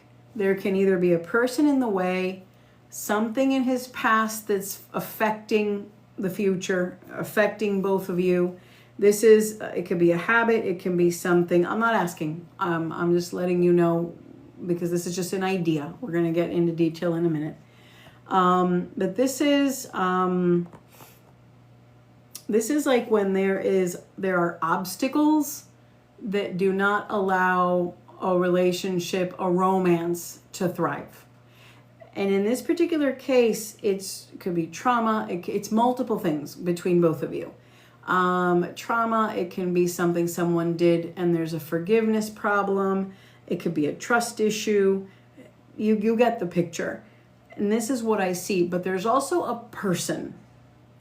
And it doesn't necessarily have to be When I say there's a person, people automatically sometimes think I'm saying third party. Not necessarily. It can be someone else that's, wedging away. Maybe they're in the past. Maybe it's a memory of someone. Maybe it's stories that keep being brought up. There's still, sometimes it's someone at the job that steals time like a boss, and it's wedging time between a couple. Just because there's something invading the situation in multiple ways. That's the first thing that opens this reading.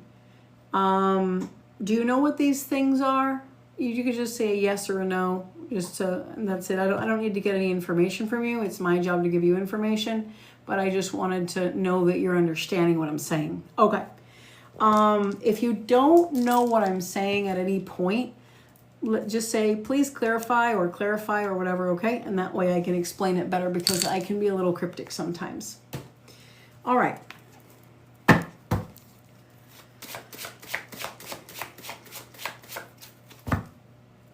So I'm wondering if you got a mind read and you really wanted something like a relationship check. Sometimes people are buying this and getting confused. So I'll tell you what. I'm going to start the reading, and I'm going to do just 3 cards. I'm going to tell you where it opens. If you feel that you don't want to be in his headspace only, and you'd rather me change it to kind of look at where things are going, the prediction of the future of the actual relationship, you let me know, because his headspace is not going to tell you that. His headspace is going to make you make decisions based on what he already feels and thinks about you. All right, so let me just open it up and we'll take it from there, and I'll give you the choice, okay?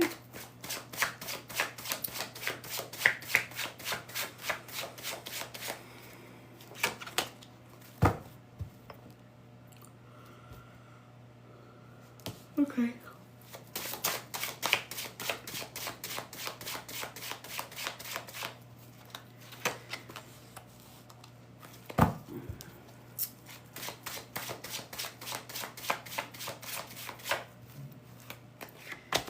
Well, this man drives you crazy a little bit. So this talks about struggle. This talks about argument. This talks about misunderstandings. This talks about there being chaos in communication. This talks about a man that seems like he's not interested in you, the way that he is behaving. And this talks about a woman who is ready to just take leadership into the situation and say, F it. That's how the reading opens. So, I ask you, do you want me to get into his headspace, or do you want me to tell you where this relationship is going? Because you did book a mind read, but some people misunderstand what they're buying. Why? It's my fault. I have weird fucking readings in my shop. If I just had something normal, like love reading, it would be so much simple. I have to be the freaking quirky one, okay? And that's just, Uranus is my second son. I'm a weirdo. What can I tell you? Anyway. So let me know so that I can do the read. While you're thinking, let me do this so that I honor the time. Let me put the timer on so I don't do less than the time honored. Okay, there we go.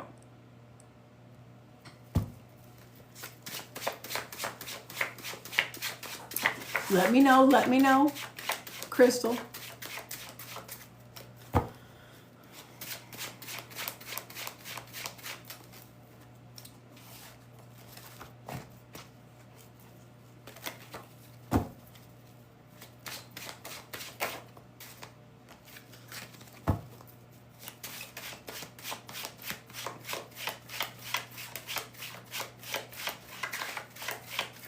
Okay. Is he listening right now?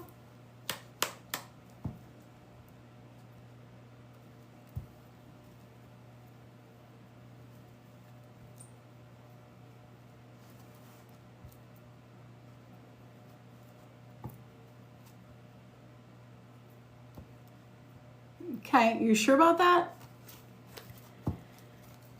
Pisces are sneaky.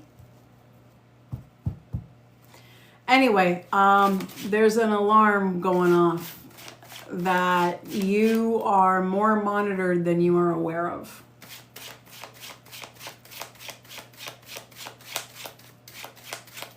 No, but online it doesn't matter.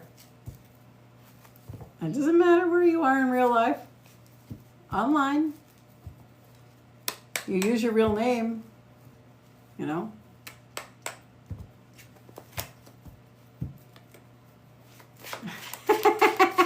Just saying, do your homework, okay?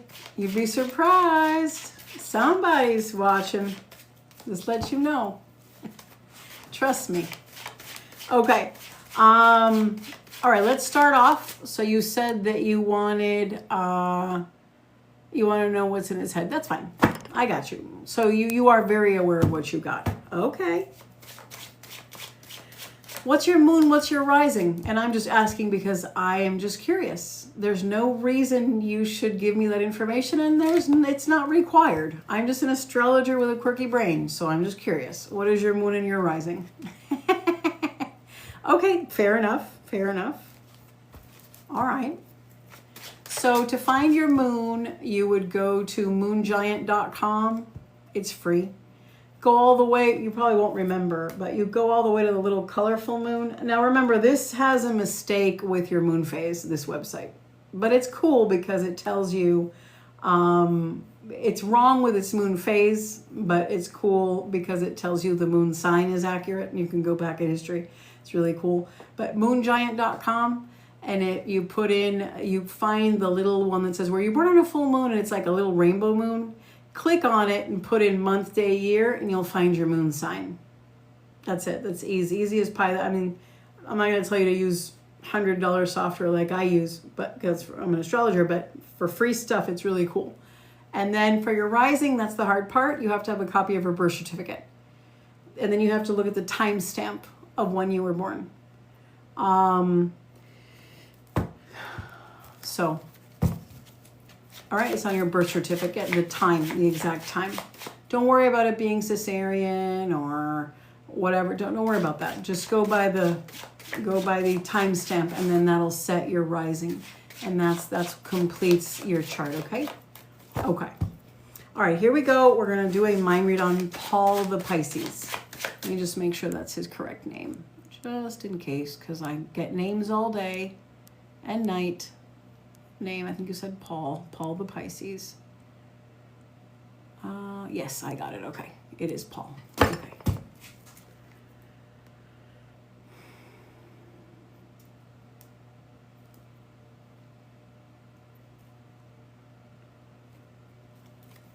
I'm just focusing a minute.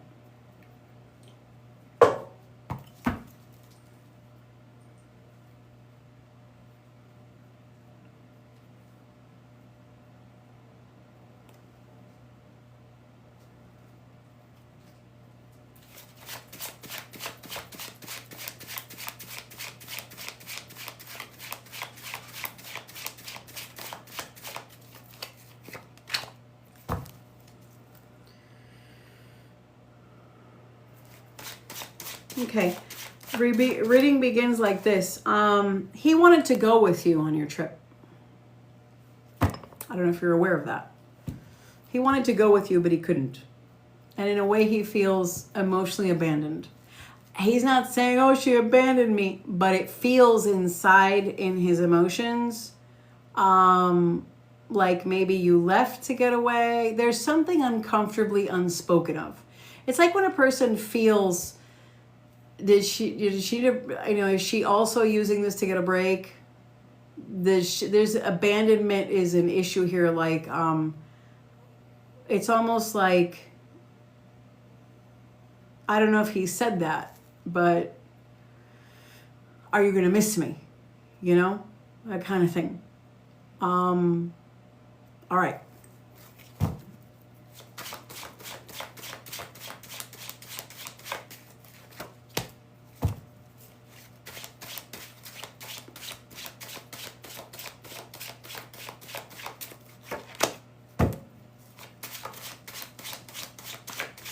Okay, so this talks about you. Okay. You invited him. So then we have to stop right here. Okay. The reading opens up with him feeling like you left and he wanted to go with you. And the subject of abandonment is brought up. So let's open that up. Because if you invited him, then this opens the reading. We can't just sweep this under the rug. This is important. He wanted to go with you.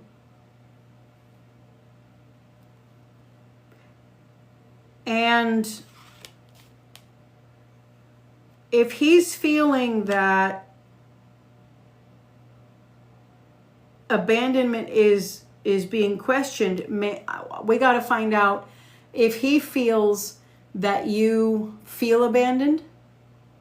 Okay? He could be stressing out about that. Let's find out. Let's find out where this is going. Why the abandonment topic?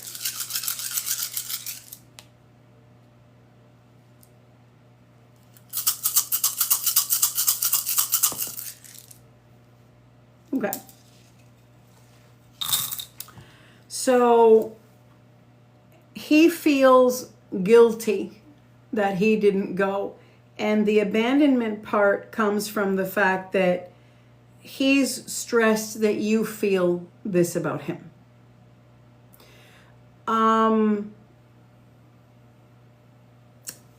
Let me see if he regrets not going.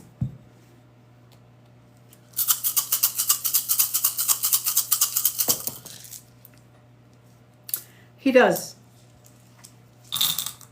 He regrets not going, and he's regretted it for a few days in a row. At least 3. Okay, I don't know how long you've been gone, but... Now, the next thing coming up is quite interesting. This talks, again, this is the 3rd time in this reading that I see a flag.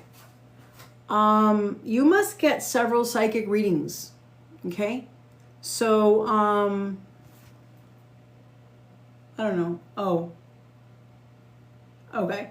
So today would be day 4 and he's felt it for 3 days. Okay. I don't know if, okay, so I'm sorry. What I was saying, okay. Brain and gear. Try again. This is showing me that you get, this is like when a person gets psychic readings often, or maybe it's something that they like to do. And this is something that he has heard about. So I'm going to find out. I'm just talking out loud rhetorically, all right? These are his thoughts. And the first thing that I'm seeing is that there's a psychic reading that comes up. And then it's him being aware of it. So I have to find out if he, A, was told about it at length by you. So you could have said to him, hey, Paul, blah, blah, blah, blah, blah. This is what my reading said. And he stayed thinking about it. Or maybe he was part of listening to it, or he was snooping on you. Okay? Which Pisces do, by the way. It's a thing. For free. They just kind of snoop on your stuff. All right. Let me find out if this is something that he overheard that he wasn't supposed to.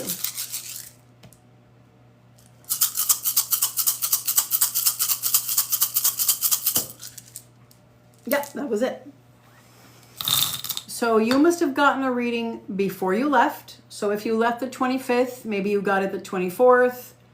I don't know, but it was obviously the time that you were in Florida, right, before you left. And around that time, he was either overhearing or saw, if it was a video, he saw the video, if he overheard. I don't know how he monitored you, because readings are delivered through email, through text, live.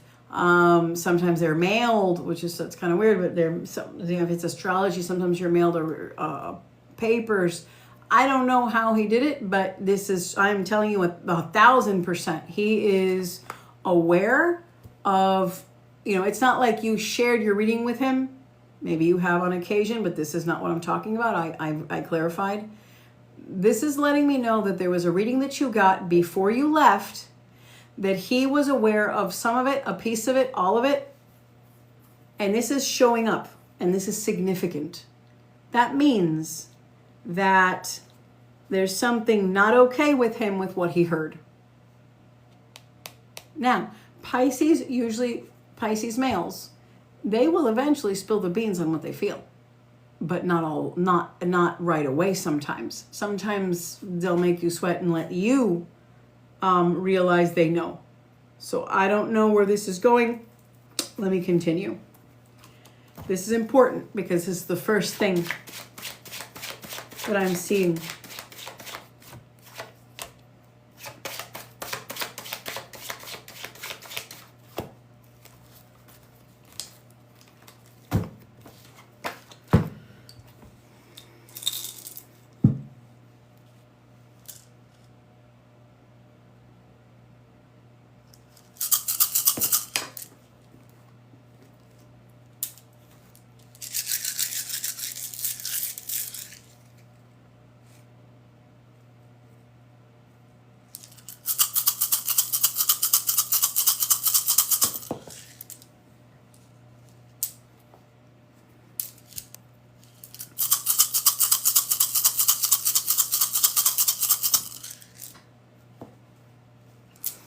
All right, let me break it down to you very simple, okay? Paul the Pisces, he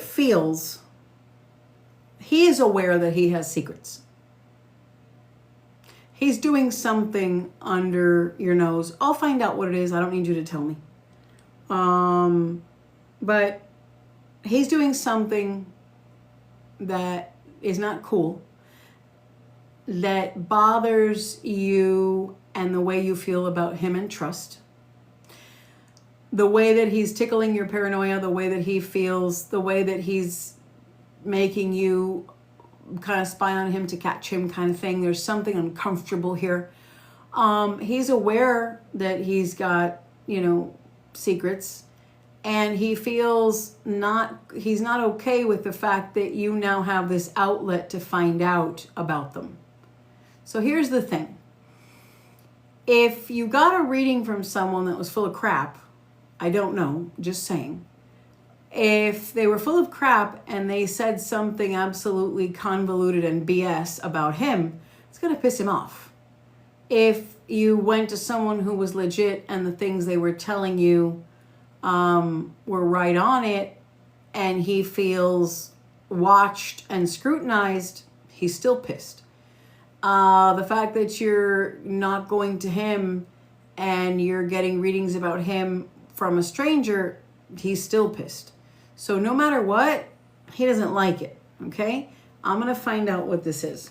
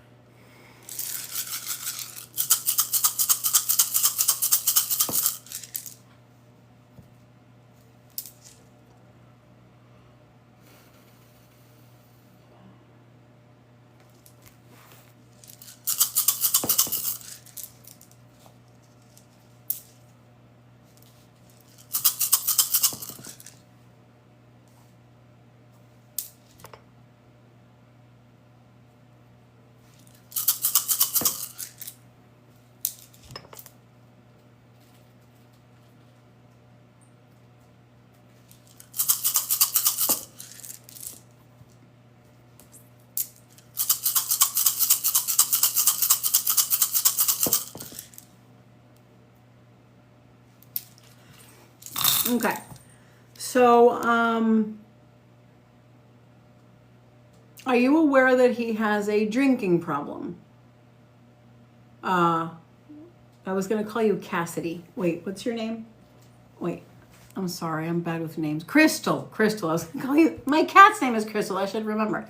Okay. So I checked, and yes, there are some things that are, yeah, there's been a couple of other substance tinkering with, okay? But they don't seem to be the problem. And let's talk about jealousy. I would say drinking is a big problem. And let's talk about other women and flirtation and all of those things. There have been scenarios that are uncalled for and not cool, but I wouldn't say that that's the main problem. I would say that he's been in situations that he shouldn't have been in. And I feel that, let me put it this way.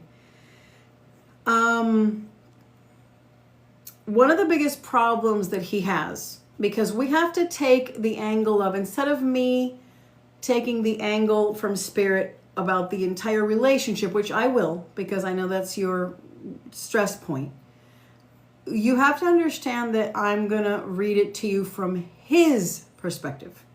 So there's your angle, his angle, and then the truth, right? Okay, we're taking his angle. And in his angle, he feels that you are painting him to be the a-hole. We got to keep it clean and G-rated up in here because there's minors, but okay. You know, there's Gen Z and stuff.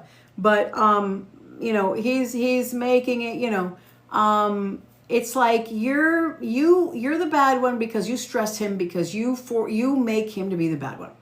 And you're perfect, and you are, you know, all like the one in control, the one that's managing everything, the one that's self-righteous, the one that's always correct, the one that treats him like he's a child, and that's not the case, right? According to him, it's the way that you are stressing about it. You're clogging him, you're stressing him, poor him, boo-hoo, poor him. So this is a problem here, okay? And it's displacement, and it's, you know, you're the bad one and blah, blah, blah, okay? So that's an issue.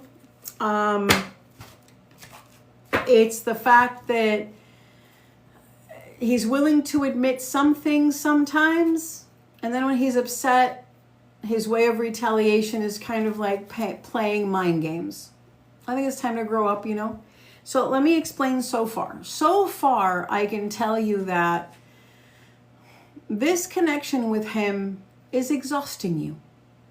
And I don't think you need a psychic to tell you that. I don't think you need anybody to tell you that. Not a fortune cookie, not an 8-ball. Are you happy with your love life? No, you're not. It's draining you and can burn you out. And I just don't, I know for a fact love is not like that. Love is happy and easy. True love is easy, not hard. It's supposed to be the thing that comforts you from all the idiots in life that give you a hard time. The job, the stressors, the life, the people outside your front door. Love, that's your comfort place. And that's what's stressing you out every day. That's not okay. That sucks. And that's what makes you be really young and feel like you're 90 years old. So that's not in a book. That's not in a magic book. Okay? That's just reality. The level of stress that you have, that you would actually go on vacation and he wouldn't go with you when he could have, that's not love. So anyway, let's continue.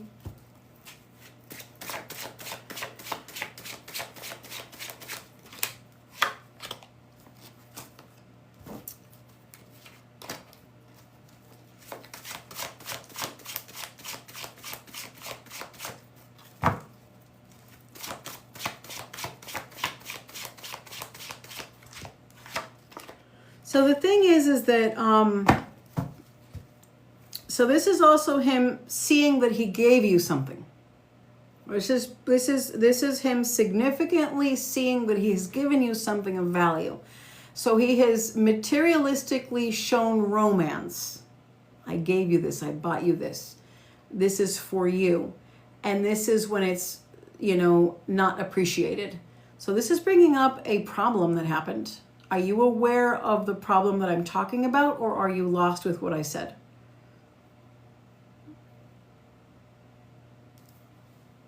In his perspective, okay. In his perspective, this talks about when he knows for a fact that he has displayed behaviors that he wants to be recognized for. I did this for her, I did that for her. Why is she doing that? Why am I the bad one? And the way that she is dealing with it, the way that she, like, she's not satisfied, or she just won't. This is about him feeling like you don't give him the reaction that he wants. That you don't give him the right, but remember, he's not going to say that about himself. So I can't say it like that.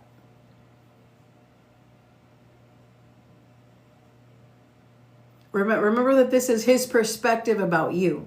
So he's not going to say to himself that he does that. So I have to say it from his angle.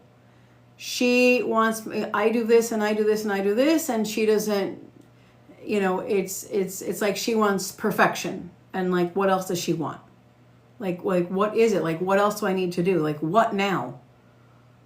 Like what you're going to give me more homework? Like, what else do you want me to do? So this is very cynical. Okay. There's another problem too.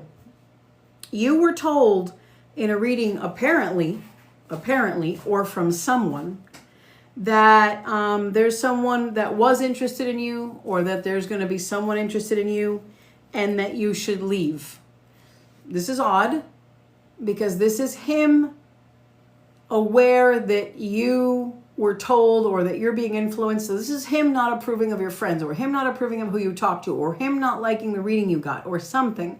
Because this is showing me that he's aware that you are told, or you were told, that there's going to be another option for you, and that this is the wrong direction. So have you gotten advice that maybe he was in front of? Did you tell him?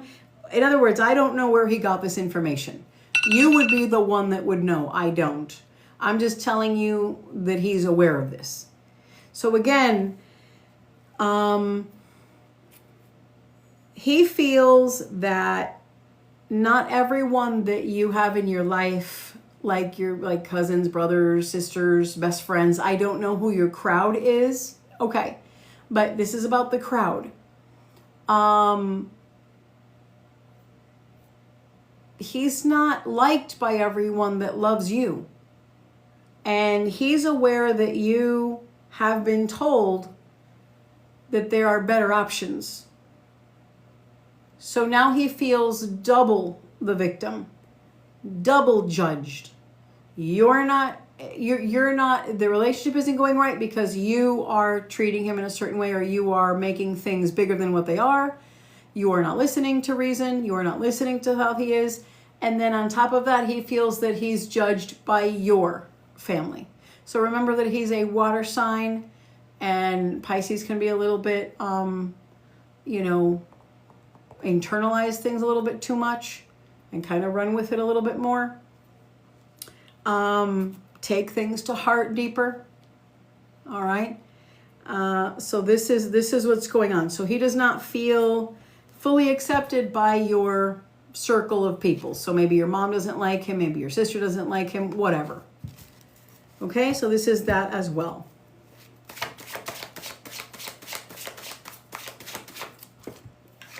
Now, this is something else. Something that has pissed him off. You have a hard mouth. I don't know you, but this is showing me based on his feelings that you have a hard mouth and you slam words on him. And you might have said, I could probably meet someone better. So this is comparative. So I don't know when you said that, but this is almost like saying, you know, instead of him just being very spiteful when he speaks, he's more spiteful in a different way. He's going to be very silent, or maybe just give you one hard sentence, come back. And the way that he decides to, so they're very, very cynical energy can be pissed off Pisces. At the same time, he's very romantic. He can tell you very beautiful things. And this is where he kind of like, you know, reels you in, because at the same time, he can speak to you and make you feel like nobody else gets you like he does. It's almost like poetic. I could see why there's such a deep investment in him, because of what he makes you feel and the way that he makes you feel so seen, because the sweet spot, the way that he handles romantically, you know, is unique. And I think that that's like a power area for him. The fact that he's put his like charm on you, if you will, because of you want him to be that sweet guy all the time, the responsive, sweet, tender guy that he is all the time, the charming one, the one that everybody sees as charming, even with music. So there's something about music, and he's also creative, and all of those things I think weave that romance. Okay. Now, he does talk a lot of stuff that paints a big picture. So he's always weaving almost like a fairy tale. Not always, but a lot. This is when there's a lot of things that he kind of like, when there are times where he talks a lot about, you know, with words, almost like creating like this hyper reality experience with you, like, oh, we're going to do this and it's going to be like this. And it's that romantic kind of stuff is also makes you yearn for this bond that doesn't break. So it reels you in deeper, and I can understand why. But at some point, Capricorn's going to see that and say, okay, you say that a lot, but is it happening? Because you're an earth sign and you're like, hello, reality, is this happening or not? You know, so that it can be very frustrating. Yeah.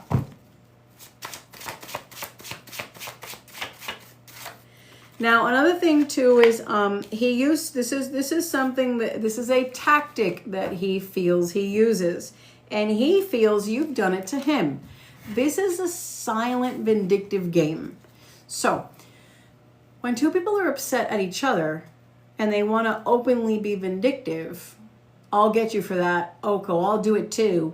You know, at least they're open, but like kind of like War of the Roses. I'm just saying. But when it comes to this kind of stuff, when you're being honest and fed up and just blunt, he takes it as you're purposely trying to be mean or rude.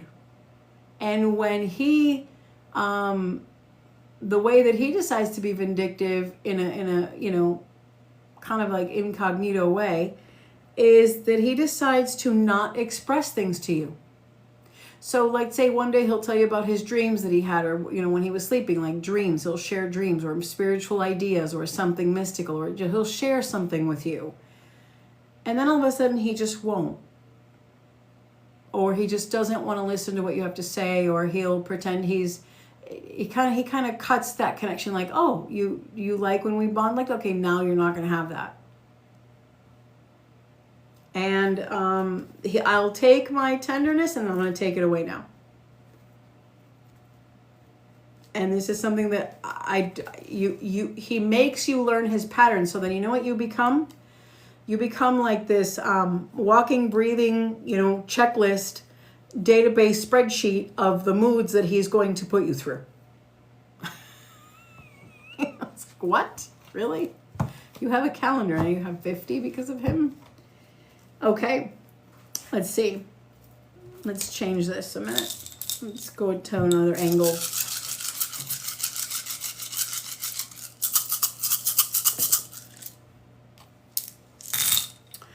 All right, we're going to dive in. Now I'm going to direct the thought. We already know that the entrance of his thoughts is guilt, cynical, paranoid, pissed off, all the themes that are fresh in his mind right now.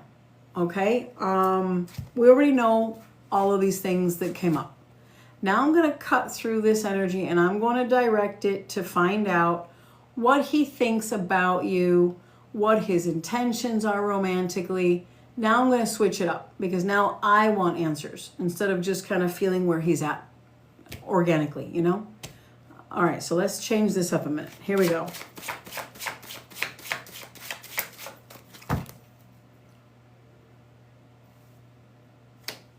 Actually, let me...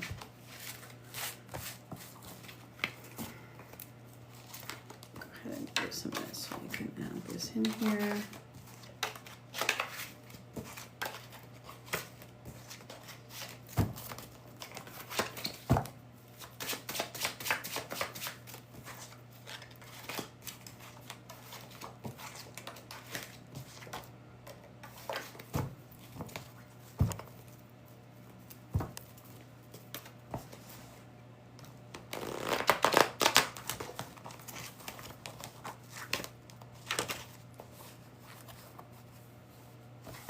I didn't mean to wake you up, Perfume.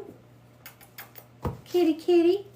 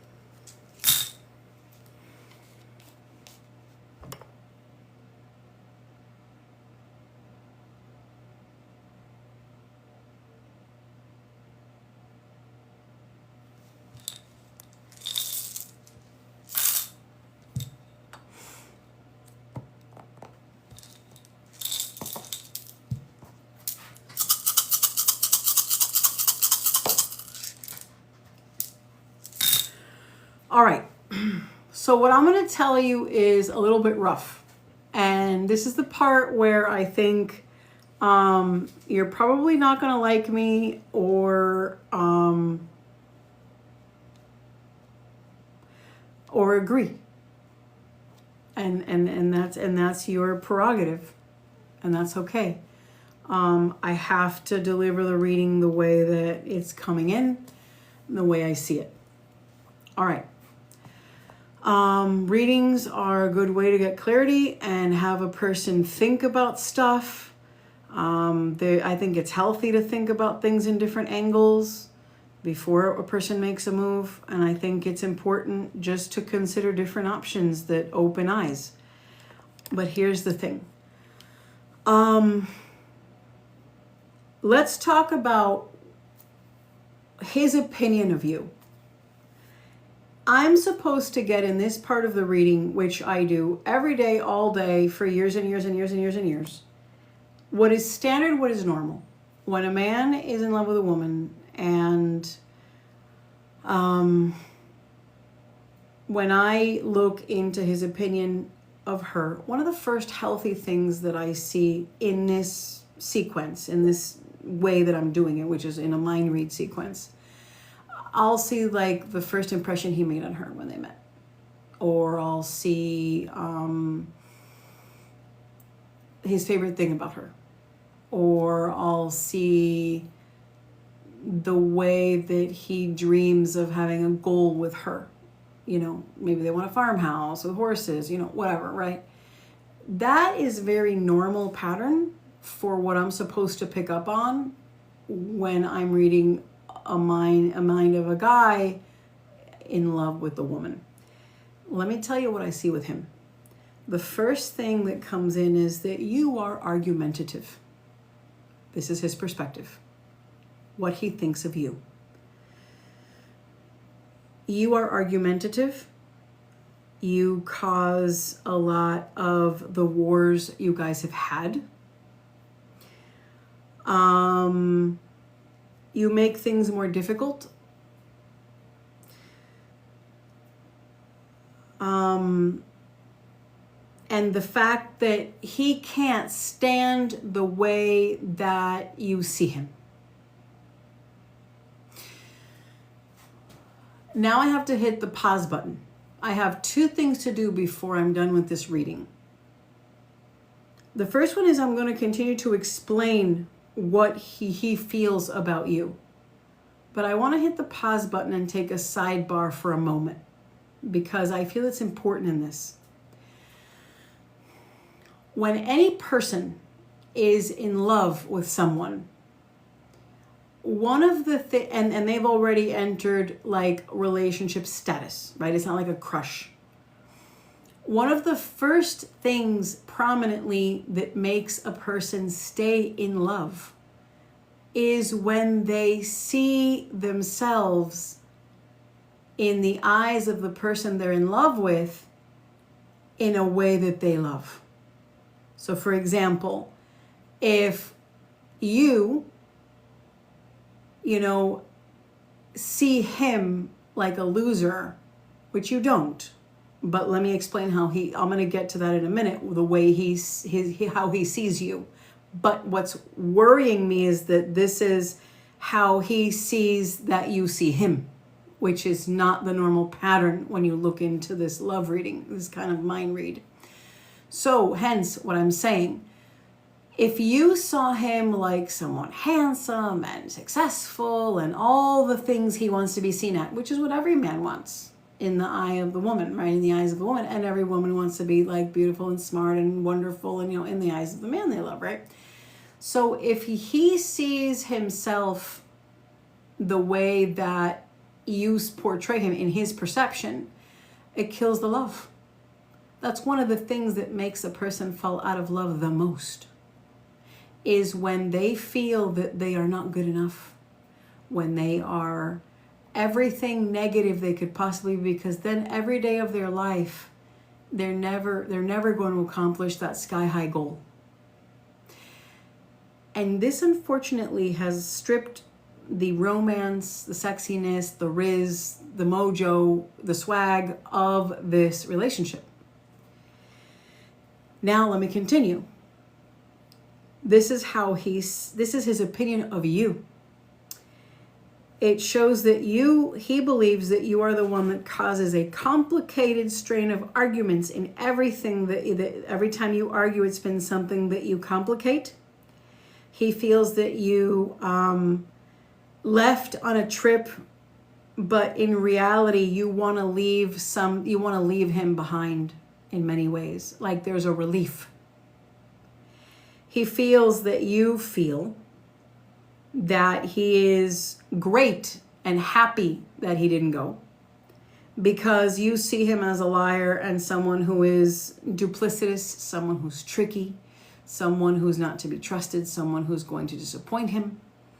He feels that you feel that he's going to be, sexually inappropriate or do things that are not according to what's proper. So whether it's viewing content or behaviors or whatever, flirtations or whatever, okay, etc. And he feels that you feel that he's not marriage material, that he is not the man that you want to marry, that he does not step up to what you desire, and that he is a a-hole. He's a jerk. This is how his opinion of you is how crappy he believes you see him. Little does he know that you're just tired of hurting and being stressed out, and you really see the romantic, sweet man that you are in love with. But he doesn't see that. So unfortunately, and this is the part where I think you won't like me, unfortunately, the way that you have handled this relationship, I feel is your fault. I feel that you have hurt the relationship. Now, let me explain. I'm not saying you're wrong. I feel that every part that has upset you, there's a reason. Every part that he's done that's immature, idiotic, irresponsible, not supposed to step up to plate, what he's supposed to do, and he hasn't. Nobody's saying he hasn't. You have your reason as a woman, as a person, as a responsible person, as a mature person, to be upset in everything he's done. But the way that you've handled it has been very harsh. To you, it's direct and honest. But it has shredded him because he's a water sign, and he's weak, and he's moody, and he's delicate, and he's impressionable, and he has a lot of problems, and he has father issues, and he has a little bit of mother issues too, and he's got a self-esteem problem, and he doesn't believe in himself, and he has a lot of things that he's gone through, and he's always been never what he's ever wanted to be. And unfortunately, it's his self-esteem that's crushing him. And that's before you met him. That's baggage he's had because it's him. But instead of looking at you for who you are, a realistic, stern, responsible woman who has had to grow up faster than what you should have. You had to be responsible way earlier. You've had a lot of things that you've taken care of. When you should have been playing with toys, you were probably dealing with issues that were older than you are. And you've had to wise up a lot, and you're very self-sufficient, and you're very independent, and you'll do everything yourself because you have a trust thing too. And instead of looking at you like a hard ass, he looks at you like someone who is stuck up, vain, and opinionated, and judgmental, and harsh. And the problem is that this has led him to fall somewhat out of love with you. I can check if it can be repaired. I feel that there is depth in the root of the heart because you guys have shared a lot. that you are still somewhat together and that still counts for something. I can check on if it can be repaired. I'm a firm believer that a lot of times when a person puts their 1000% and manifests with their highest self and they try very hard, a lot of times I've seen stories turn around. Saying the right words, being vulnerable, addressing the elephant in the living room, telling him every thought, being weak, even if it's hard. I've seen people love with everything they have. I've seen them repair and change because the human heart is something that nothing can kill. But I can also look at this because I'm a psychic and because I predict and because I'm telling you the future, I'm letting you know something of the bigger picture.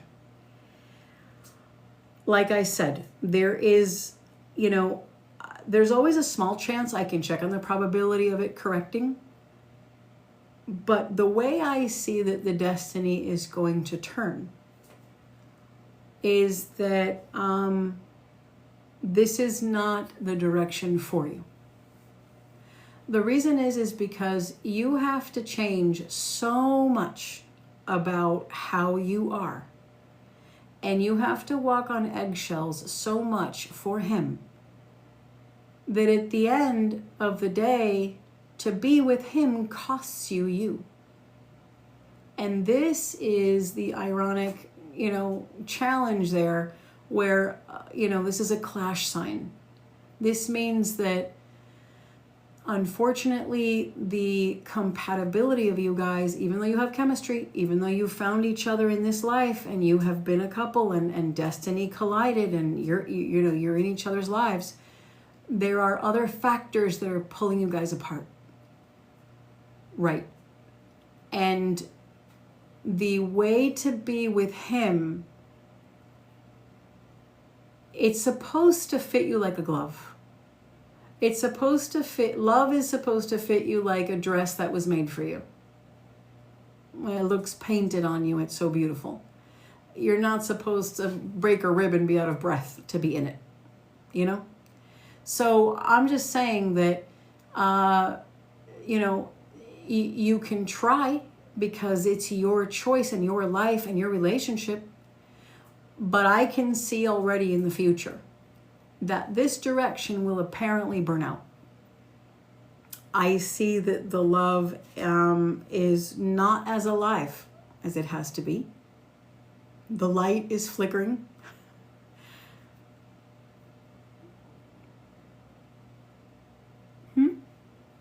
I think I misunderstood what you said.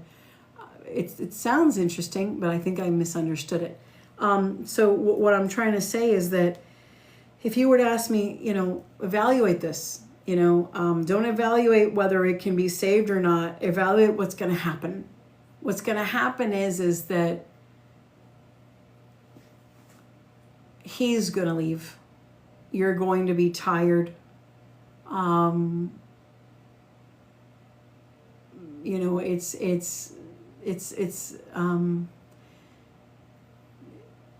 You're supposed to be yourself. You're supposed to talk and be your natural personality, and that person is supposed to get you. You can change a little bit, because I think that people have to give up the bachelorette and bachelor way of being and join together and form a new together. And it's a learning curve, but it's supposed to be comfortable.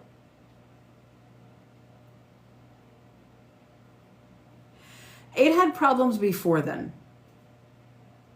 In his perspective. In your perspective, you're the master of that boat. But I'm seeing that it's not just a few months. There's been other things where he has felt scrutinized and controlled and judged, and the way he's spoken to. I'm not saying you're the bad one. Please don't misunderstand me. I'm not saying that he's the bad one, although he's the causer of making you react the way that you did. So stimulus response, he's the one that caused the stimuli. But at the same time, he's internalizing, and he's also the culprit for internalizing your feedback to the degree that he does. He's so sensitive, and you're so not sensitive in certain ways. You're the female and you're tender and delicate too, and he's the guy and he's harder. But in a sense, when it comes to personality, you're tough. He's not. This is nothing but a sign clash. So that's how I see it. I see that he has already started to check out. I see that he's going to finish falling out of love. And I see that it's not going to work. But that doesn't mean give up. You can change and alter things. You don't have to sit and accept it. It's just that I'm showing you that the stakes are harder. You have to try harder because already this has carved its way into a path that's difficult. So it's a challenge, is what I'm saying to you. Very hard. And I don't know if you'll be able to go through with it because it's so challenging. That's what I'm saying. Yeah. And also the fact that, here's the thing too, and this part you might get mad at me as well. There are some things that you can observe naturally that you're very good at, where it's a lot of detail that most people don't see, kind of like Virgo. Capricorn has that, very similar to Virgo. Virgo more, but Capricorn is very interesting how they can meticulously like pick out certain things. But when it comes to certain parts of their life, they're the last ones to find out. It's like, what? The neighbor had a fire? Really? Oh my God, I didn't know. It's like, what?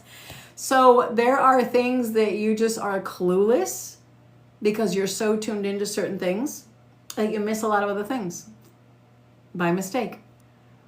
Sometimes a bill gets forgotten, or, oh my God, that I didn't know it was leaking, or, sometimes that happens to Capricorn.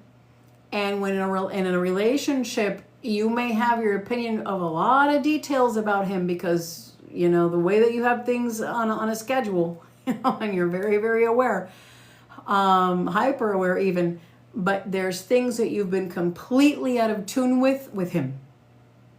So in your perspective, in your perspective, the problem has been recent. In his perspective, the problem's been growing. So I'm not a relationship therapist, because if not, I would be able to evaluate things in a clinical way based on your, your cognitive thinking and everything like that. And I'm not clinical, but I am a psychic, and I can do what a therapist can't do, and I can see the future. And what I'm telling you is this challenge is coming, and it's going to be harder.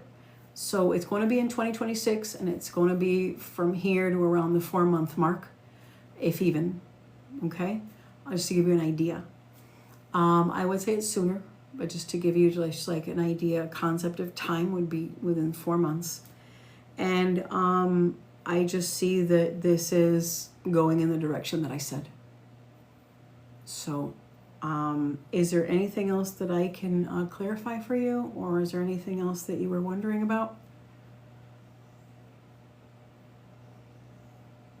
And you also waited too long. One of the ironic karmic lessons of Capricorn itself is that they are sometimes the very first ones in line for something, so far ahead early that it hasn't even started yet for another year. And sometimes they're the last ones, and they waited so long that now it expired. So it's also waking up too late, addressing things too late. And that's unfortunately one of the Saturnal children karmas that happen as well. You deal with things at a time where it's almost at the end.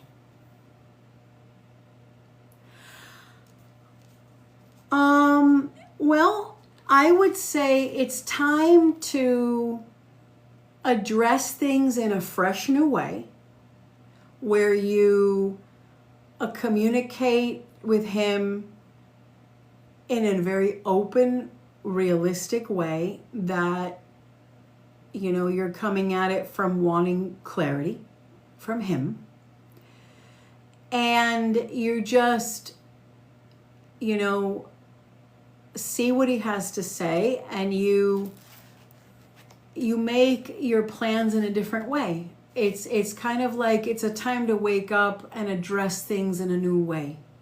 It's kind of like to look at things in a different form of reality, in a different angle, so that what's not said is addressed, and you can start having closure and then get his feedback, but not confrontational, because I think if you confront, he's already stressed.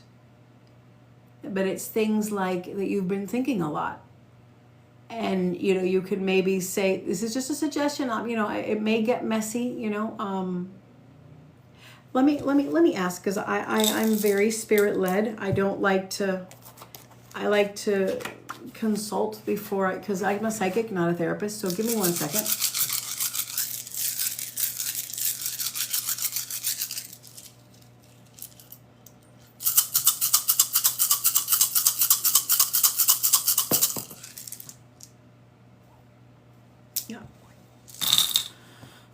Yeah, so it's the same thing. So my suggestion is, number one, you have to follow what you feel.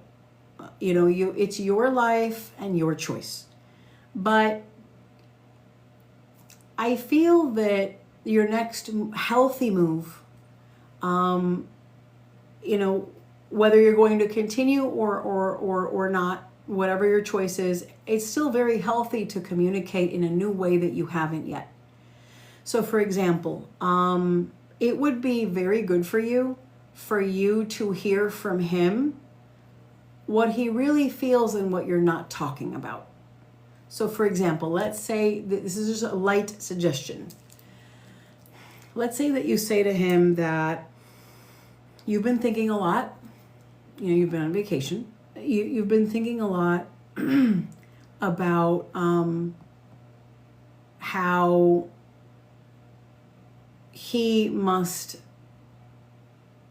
see that you see him. So you could say it like, I've been thinking a lot. I've been on vacation, and I've had time to think, and I've just been thinking about, I'm wondering how you think I see you, and I would like to know what that is.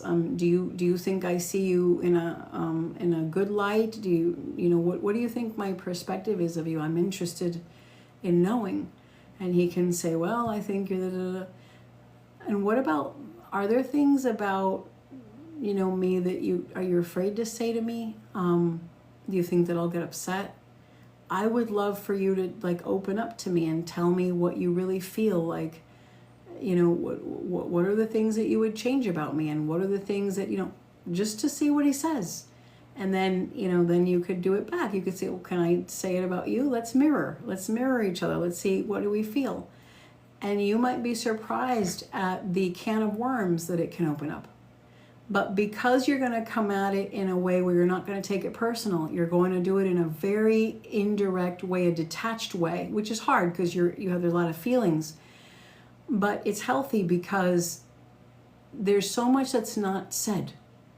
For example, you've been together so long, and you're so desperate to get his feelings that are honest, you're turning to a psychic. Now, I'm not criticizing that. I do that for a living, and I'm here to help people, and I serve people spiritually, and, you know, no judgment here. But as a love astrologer and as a love reader, I'm trying to tell you that my job is to give people the best direction spiritually to help their clarity in their life, to start living their best life love-wise. And you can't do that if there's no deep opening between you two. There should be nobody telling you what each other think of you. It should be you and him. And you got to get to that point. And when you see what he feels, you got to be ready, because there's going to be some hard things that are said. And you have to walk into that conversation, pick a good time, which I know you will because you're Capricorn. You're not going to rush into anything. But, you know, you got to be ready with an iron stomach, because, you know, which is hard, because I know Capricorn sometimes have, you know, tummy problems and stuff. They get nervous, you know. But, you know, you got to walk into that knowing that on the other side of that conversation, you're going to get the clarity that you already know is true. And you're afraid and you don't want the shock. But if you continue to do the ping pong of back and forth and no trust, and this is all just prolonging it, the best thing to do is to open up to him and make him open up to you, where there's nobody else in that space. And then listen to him very carefully, and, you know, get him to, if he knows you won't judge him, and he knows you won't yell at him, and he knows that you won't say something harsh, and he knows that you won't interrupt him, and he knows that you're going to listen, and he starts seeing that behavior from you, that body language and those gestures, and he's assured as a water sign that he knows he has your attention, he will open up. And when he opens up, be ready, because he's going to be vulnerable, and so are you. And then you're going to see what he feels. And you have to, you know, ask certain questions, because let's say you don't do any of that. Let's say that you don't go in that direction and you continue your life the way it is. Is that serving you? I mean, think about it. You could journal about it, or, you know, sleep on it, or whatever, you know, just, you know, you have to decide now. But you want to make moves that give you a solution. You're not sure whether you want to stay with this guy. And this, I'm seeing the relationship is burned out. So you can either address what you need to, because what is the option?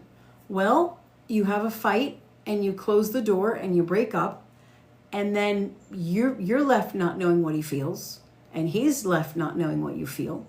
And then you've turned to other people, and then you're always going to wonder, well, that sucks, right? To live in regret and not knowing. Then it's really a brain twister. Or you continue the path you're on and you don't really know, and it's kind of like a going back and forth.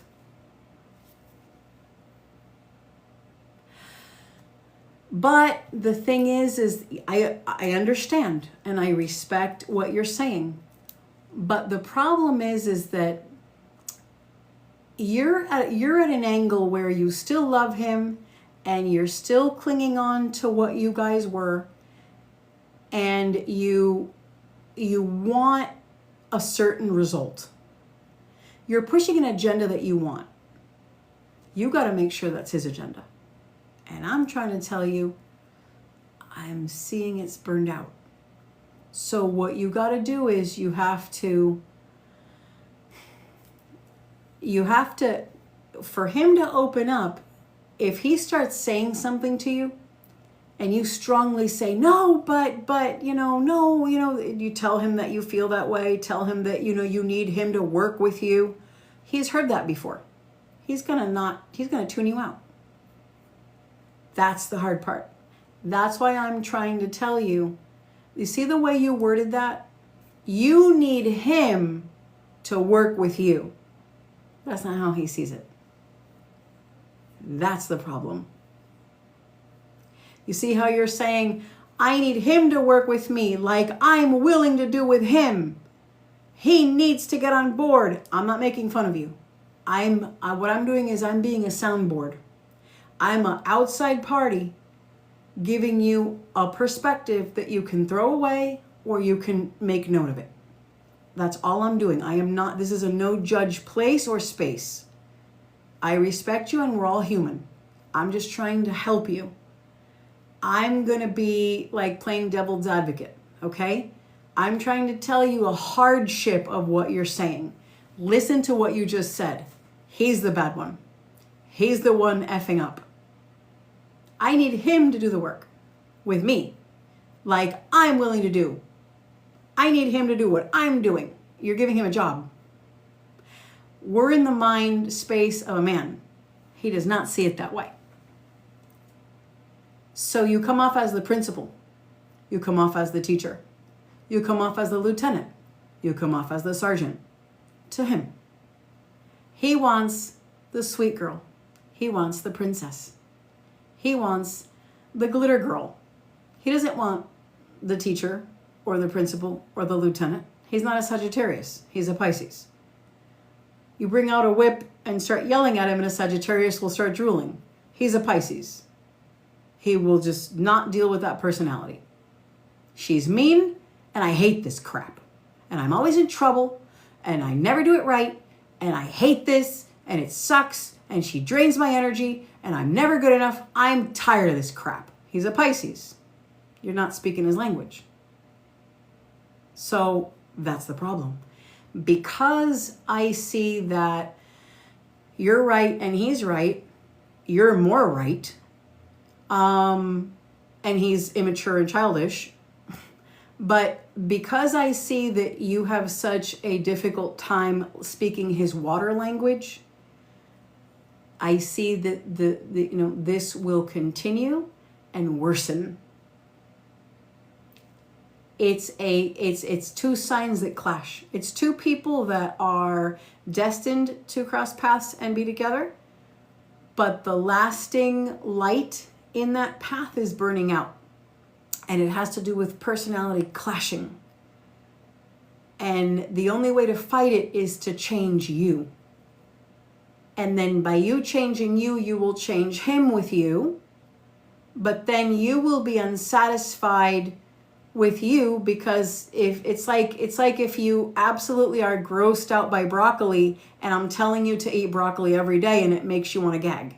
But the only way to be happy with him is to eat broccoli. And you're like, no, I can't do that. I can't even digest it. Okay, well, that's what you have to do to be with him, is love broccoli. That's how hard it is to go against clashing signs. That's how hard it is. That's the difficulty that you guys have. But it's not impossible. It's just really hard. You see? So weigh out your options on a piece of paper with a pen. My prediction is saying that it's already burning out, and the only way to have healthy closure and for you to see what I'm talking about, for you to see what he's feeling, is to talk to him, but in a new way, where you don't give him an order, and you can't say the word I in the sentences that you're going to say to him. You can't say I. And, you have to say you. So I was wondering how you feel I see you. I was wondering how you feel about this. I was wondering what you feel that I feel. So it's you. It's about you. So if you put him in that perspective, he's going to open up. That's the only way that you're going to see what he's holding in. But then you have to be ready for what he's going to say. It's hard, but it's not impossible. And if you don't want to go that route, then stay in the way that you're doing things, but start making notes of the progress, because things have to change. You can't stay like that. Yeah. But don't do anything, that is uncomfortable. I'm just saying you got to have him open up. No matter how you do it your style. But, just be aware of the trigger points with him. Right. That's fine. There's only one way to do it, is to communicate and bond. You and him and you. That's it. Because the route you're taking now, it's not working. It's interesting how you said that you want to save both of you. That's interesting. I like how you said that. It matches, the kind of the format that I was talking about. But anyway, thank you so much, Crystal, for getting a reading from me. I appreciate it. I hope I gave you some clarity to think about. Always connect with what you really want first, and just use the reading as you know, a tool to help you out, but always go with what you feel most, because you know why I say that? Everything that I said is accurate. This is recorded. I've been doing this for years. The thing is that I don't believe in pushing someone to do things in their life that are uncomfortable. People have to live through a story. They have to see the friendship through. They have to see the relationship through. They have to date the guy, even though the reading said he was a certain kind of guy. People have to live their own experiences. You know why? Because you can't have a heavy heart, and you can't regret, and you can't, you know, hold back. You have to live through it yourself, like an experience.